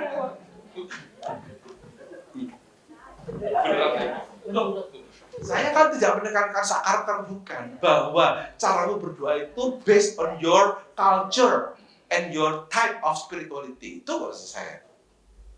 Bisa nggak jadi batu sandungan? Ya bisa, nanti temanku gini, aku jengkel loh. Aku jengkel, tapi aku mengerti dia tidak ada maksud lain. Dia biasa. Lah kayak orang itu kan kultural ya. Orang Amerika panggil papinya James. Coba Anda gitu.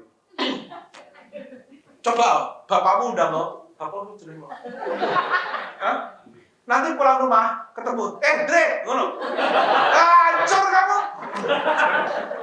Makanya doa orang Jawa itu Gusti Allah ingkang wonten ing kerak wong swarga mulya lan langgeng. Orang Jawa kayak ngadep raja. Gusti ingkang Maha gitu kan. Ketemu wong bule, dear God, Jesus. Orang Jawa mana ada yang Yesus? Tidak mungkin. Gusti Yesus. Orang Indonesia Yesus. Kenapa? Apa tidak boleh? Loh, bukan tidak boleh. Ini bukan soal boleh nggak boleh. Kita ada dalam satu kultur tertentu. Gitu. Nah, jadi bukan itu ya poinku. Jangan salah. Tolong luruskan baik. Ya, mungkin satu pertanyaan lagi terakhir. Puji Tuhan. Terakhir ya.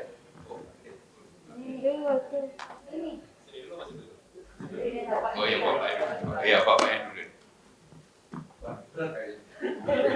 Salam, saya teman pendeta Samuel. Saya mau tanya ada dua dilematis dalam doa. Yang pertama, ketika saya bertemu tahun 2019 ya Pak ya, bertemu donasi saya di Manado untuk penyelesaian S3.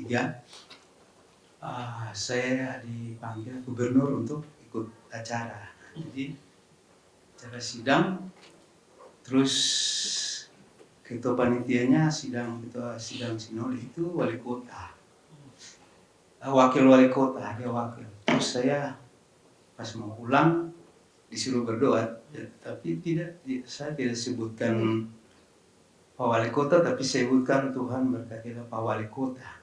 Terus itu doa saya, singkat cerita amin. Tapi setelah saya pulang, saya salah doa tadi. Beliau itu wakil wali kota. Tahun berikut beliau jadi wali kota. Lalu saya bercanda Pak Wali Kota. Pak Wali Kota, doa yang salah Tuhan bisa jawab. Itu satu Pak, saya minta tanggapan Bapak. Terus yang kedua, sekalian Pak, kan teman saya itu seperti Bapak bilang tadi, kalau berdoa kan pakai gerakan. Jadi kadang-kadang dia berdoa gini, Tuhan, pendeta John dan pendeta Salobo terlebih ke sana. Jauhkanlah dari segala kecelakaan. Itu pendapat Bapak gimana? Terima kasih. Ya. Yang kedua saya mengerti itu kan ekspresi untuk memberi kemantapan batin bagi orang yang berdoa dan bagi yang mendengarkan atau melihatnya ada visual atau apa. Jadi tidak soal. Kalau yang pertama itu macam-macam itu bisa aja kebetulan sama sekali kebetulan lalu Anda mengkait-kaitkan seolah-olah nubuat atau bapaknya yang menganggap itu soal nubuat. Jadi repot saya jawabnya karena itu kan Anda waktu itu salah aja kan. Salah sebut aja bahwa belakangan dia jadi. Nah apakah ini berarti doa Anda yang membuat dia jadi? Kan repot kita bilang gitu ya kan, bisa jadi itu kebetulan atau apa, tapi kan Anda tidak mendoakan kecuali gini, Anda mendoakan orang itu jadi wali kota, itu lain lagi Pak. Ini kan sudah slip of tongue aja. Nah bahwa karena posisinya enak Anda konfirmasi. Kalau nggak enak misalnya gimana? Misalnya Anda berdoa untuk Pak Wali Kota, Anda salah sebut menjadi wakil wali kota, lalu berikutnya dia jadi wakil wali kota, bisa gitu. Lebih rendah gimana kan jadi repot. Nah, jadi, tapi begitulah kita berteologi. Nah, saya bisa mengerti, bisa berdebat teologi Bapak, tidak apa-apa. Yang penting Anda mengetahui bahwa doa itu ada teologinya. Maka saya menyarankan daripada perang ayat macam-macam, lihat prinsip-prinsip dasarnya aja. Bahwa doa itu adalah kita mencoba hidup kita itu melibatkan Tuhan, ya toh, meminta Tuhan berintervensi pada hidup kita. Nah, kadang macam-macam nih, ada yang kita ingini terjadi, ada yang malah kebalikan, sehingga nanti siapa tadi yang bilang ada 3 jenis, ya, belum dan tidak, siapa ya? Nah, itu pasti multi pendeta. Aman sih, ini kan aman toh, ya, belum dan tidak. Harusnya ada satu lagi. Entah. Kita nggak tahu.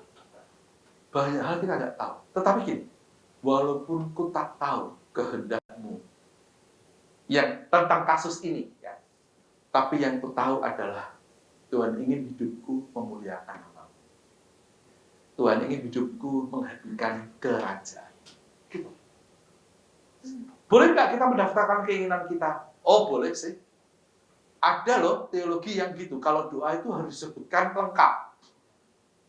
Itu sebab di jemaat saya, ini cerita kebetulan, Bu Slamet Rasid namanya. Anaknya 12, mantunya 12. Berapa? 24 kan? Cucunya ada yang 3, ada yang 5, ada yang 1. Rata-rata 3 lah, katakanlah gitu. Berapa? 3 kali dan 12 pasang. Berapa? 36 tambah 24. Cucunya menikah. Loh, iya, cucunya udah sudah tua kok menikah. Jadi 36 tambah 24 tambah 36. Beberapa di antara mereka sudah punya cucu lagi, cicit. Ibu Slamet itu, karena teologi dari pendeta sebelum saya, jadi ada 2 pendeta sebelum saya. Pendeta yang pertama ini, itu kalau mendoakan, mengajari doanya lengkap. Bu Slamet itu kalau berdoa lama sekali. Didoakan semua beneran. Apalagi kalau tutup tahun. Keluarga itu kan kumpul. Mereka dari mana-mana kumpul ke Salatiga. Iya, kumpul. Jadi kalau tiba-tiba ibu berdoa untuk Ning dan Pir, Ning Pak Pirno Mulyo, Ning Tamsu, dan cucunya Kakak, Esra, Diana, dan Yunis. Aku sampai ingat jemaat ini.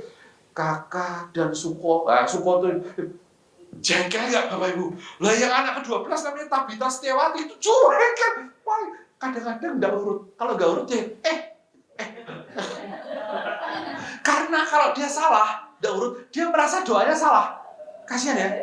Loh, iya. Gitu. Terus nanti ada yang ngomong, Esra, gitu. Itu karena doanya. Saya pernah ngajar ibu, saya panggil ibu, Bu doa, simple aja. Tuhan Yesus, berkatilah anak menantu, cucu dan cicitku. Wow, udah bisa. Harus sebut nama. Ya, wes kayak gitu akibatnya yang menukui. Boleh, salah? Enggak salah teologi. Boleh. Sejauh teologi itu menghantar kita, sekali lagi ya, pada prinsip utamanya. 1, berdoa bukan untuk maumu sendiri, untuk kehendak Tuhan, Allah dikuduskan, dan nilai-nilai kerajaan Allah. Kalau saya bilang nilai kerajaan Allah ini, Anda tahu maksudnya nggak sih? Saya tak cek, jangan sampai saya mengasumsikan Anda tahu ternyata tidak. Sebutkan nilai-nilai kerajaan Allah. Nilai-nilai kerajaan Allah itu apa? Lo kok mantok-mantok tadi? Bagaimana ini? Aduh. Nilai, value ya, value. Sesuatu yang prinsipial ya, kerajaan Allah. Berarti itu nanti, itu yang kedua. Yang kerajaan Allah adalah ya, saya prinsipnya dulu. Sesuatu nilai-nilai yang menjadi realitas jika Allah menjadi raja. Kan gitu? Ya toh. Kalau Allah menjadi raja, kira-kira yang terjadi apa? Yuk, sebutin. Damai sejahtera. Allah jadi raja. Wes kene kaboten Allah jadi wali kota Surabaya. Lah, iya.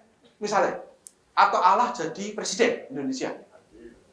Nah, gitu. Atau jadi ketua KPK. Nah, gitu. Keadilan, apa lagi? Damai, kebaikan, kesejahteraan, kebenaran, cinta kasih, gitu-gitu ya. Nah, itu namanya nilai-nilai kerajaan Allah. The reign of God, Basileia to Theo. Itu kayak gitu. Hidup kita harus cocok dong. Kan lucu, Anda berdoa untuk kerajaan Allah datang, tapi Anda tidak menjadi pembawa damai. Di mana ada Anda, gegerai. Ada ya orang jenis panggilannya itu buat geger. Bagaimana bisa lalu Anda pakai lagu Make Me a Channel of Your Peace lah. Kowe tukang geger kok. Nilai kerajaan Allah adalah cinta kasih. Berarti hiduplah sebisa-bisanya menghadirkan cinta kasih. Kan gitu. Jadi harus cocok. Itu pertama. Rumusan doa itu satu hal. Tetapi konsep doa bahwa hidup ada in tune dengan Allah dan kerajaannya dan kemuliaan Allah. Tujuan doa tidak boleh self-centered. Ini yang repot. Bahwa kita punya keinginan, kita kemukakan boleh. Tapi keinginan itu harus dalam rangka kemuliaan Allah. Nah, itu sebab kalau mau tahu, kita Holy NV ya, ini kudus sedikit ya, ada komunitas Katolik yang rumusnya itu ada unsur kemuliaan Allah. Anda tahu komunitas Allah? Nanti saya mau tanya, kalau GKI itu apa ya? Felix sama siap jawab ya. GKI itu. Ini namanya Yesuit. Saya beri contoh. Komunitas Yesuit itu rumusnya adalah Ad Majorem Dei Gloriam. Ini contoh aja. Kalau di bahasa Jawa kan amrih mulyo dalem Gusti. Artinya adalah bagi kemuliaan Allah yang lebih besar. Jadi mereka hidupnya gini. Mana yang kalau ku ambil pekerjaan ini atau keputusan ini, Allah lebih dimuliakan. Gitu. Menarik sekali dia pakai ini. Nah, teman-teman, apakah kita punya seperti itu, patokan, nilai-nilai seperti itu? Kalau misalnya di sinode kami, dulu kami selalu mengatakan, kata kuncinya adalah, karena gereja Mennonite ya, perdamaian, kasih, keadilan, kebenaran dan keutuhan ciptaan. Kami selalu bilang gitu. Jadi berjuang untuk itu nilai kerajaan Allah. Termasuk dalam doa, dalam proses hidup, itu harus pengesahan. GKI apa kira-kira, kalau boleh? Ada enggak? Pernah enggak ada kajian itu? Spiritualitas GKI itu kata kuncinya apa? Nah, itu yang harus Anda hidupi. Macam-macam kok. Kerajaan Allah kan macam-macam. Ya. Tapi kadang-kadang ada yang menonjol. Kalau Katolik tadi itu, Katolik tertentu ya, TC, ibadah TC ada tahu ya? Itu 3. Kerajaan Allah bagi mereka adalah joy, simplicity, and mercy. Ada love ya. Joy, love, simplicity, and mercy. Kesukacitaan, cinta kasih, kesederhanaan, dan kemurahan hati. Kata mereka. Maka kalau Anda ke TC, itu bayarnya beda-beda, Pak. Yang orang Amerika disarankan $10 sehari. Yang orang Asia itu 0. Nyemplung enggak apa-apa. Kadang-kadang $1 enggak apa-apa. Makan yang sama. Karena tadi, prinsipnya adalah joy, simplicity. Mereka tidak kemiskinan. Kalau kemiskinan, Fransiskan. Mereka memilih cukup. Jadi saya lihat sendiri tuh, kalau makan, ya saya beruntung diajak makan sama mereka, para putri ini. Itu sangat jarang terjadi, karena tamu kan makan sendiri. Tapi karena tahu saya orang Jogja, dan itu ada orang Indonesia di situ, ada betul. Di situ kami diundang makan. Saya lihat sendiri, mereka tidak miskin dalam arti sampai lalu tidak makan enak enggak. Mereka makannya ya normal. Pertama beredar sayur dalam keheningan. Sayur selesai, keluar ayam panggang sama kentang. Musik klasik main. Makan muncul anggur. Anggur bagi mereka biasa. Selesai. Air putih. Selesai. Sederhana.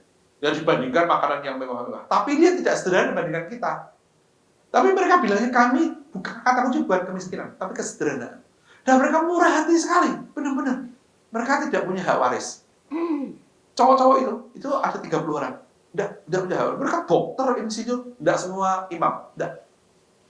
Kerjanya buat periuk, leonti, harganya mahal. Yang jual para suster. Kenapa mahal? Untuk menghidupi komunitas ini. Karena mereka tidak mengambil hak waris apapun. Tidak, sama sekali belum. Mereka keluar ya karena uang isi. Nah, jadi gitu. Dan murah hati. Kasih orang datang dari Indonesia, dikasih uang supaya datang ke TC, tinggal bersama mereka. Gitu. Aneh kan? Mereka tidak punya fundraising. Tidak ada fundraising. Kenapa? Prinsipnya joy, simplicity, love, and mercy. Let me ask you now. Apa kaitannya? Prinsipnya. Ya pikirkan. Gitu ya. Hiduplah sesuai dengan nilai-nilai. Itulah doa. Ora et labora itu biasa. Yang lebih keren, ora est labora. Tahu terjemahannya, Felix? Ora et labora, bekerja, berdoa, dan bekerja. Level lebih tinggi adalah ora est labora, berdoa kok sambil. Adalah bekerja. Jadi doamu itu kerjamu, kerjamu itu doamu, gitu. Koruptor kok doanya Tuhan, jadikanlah aku alat damai. Koruptor Anda, kan nggak cocok, gitu. Hidupmu itu doamu, itu yang level lebih tinggi. Nah, kira-kira begitu.